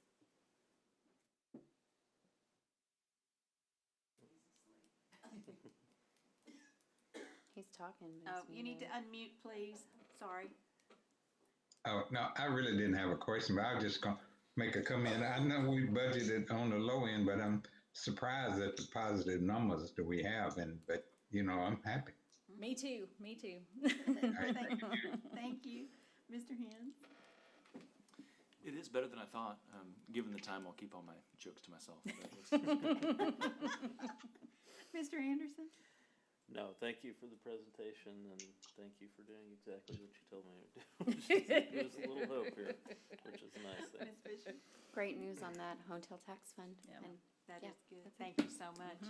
And stay right where you are. I'm going to stay right here. Okay, we have agenda item F, consider ordinance amending an ordinance to cover emergency expenditures. Go right ahead. Okay, so several months ago, I had discussed with y'all the need to maybe come to y'all more periodically with budget amendments instead of waiting until the end of the year and doing all of our cleanup in one big, huge budget amendment ordinance. And so I think my first reaction was that we were going to try to do that every quarter. Well, we didn't have a whole lot the first quarter, so I think maybe mid-year and year-end may be what works best for us. This looks like a long laundry list of things, but if you actually take a look at it, about 65% of these items are related to the winter storm, mostly overtime. That was in a couple of the contracts for debris removal, and that nature is about $500,000 of this is directly related to the storm. It will be, the majority of that will be submitted through FEMA for reimbursement. Not all of that is going to qualify, but we will be reimbursed, especially for the overtime items. And so while it does look long, go ahead. Excuse me, just real quick. So do you have a slide for that for the public? No, it's Okay. very small, and so there was no way that you could see it. Yeah. And so of these items, like I said, probably about 65% of it is storm related. There is also probably about 20% of this that is due to retiree employee payouts at separation. So we had about $170,000 of payouts of long-term employees that have retired since October. And so, of course, when we build the budget every year, the personnel side is set based on only their salaries. And when someone leaves mid-year, that is something that we don't budget for. And so those items are included in here.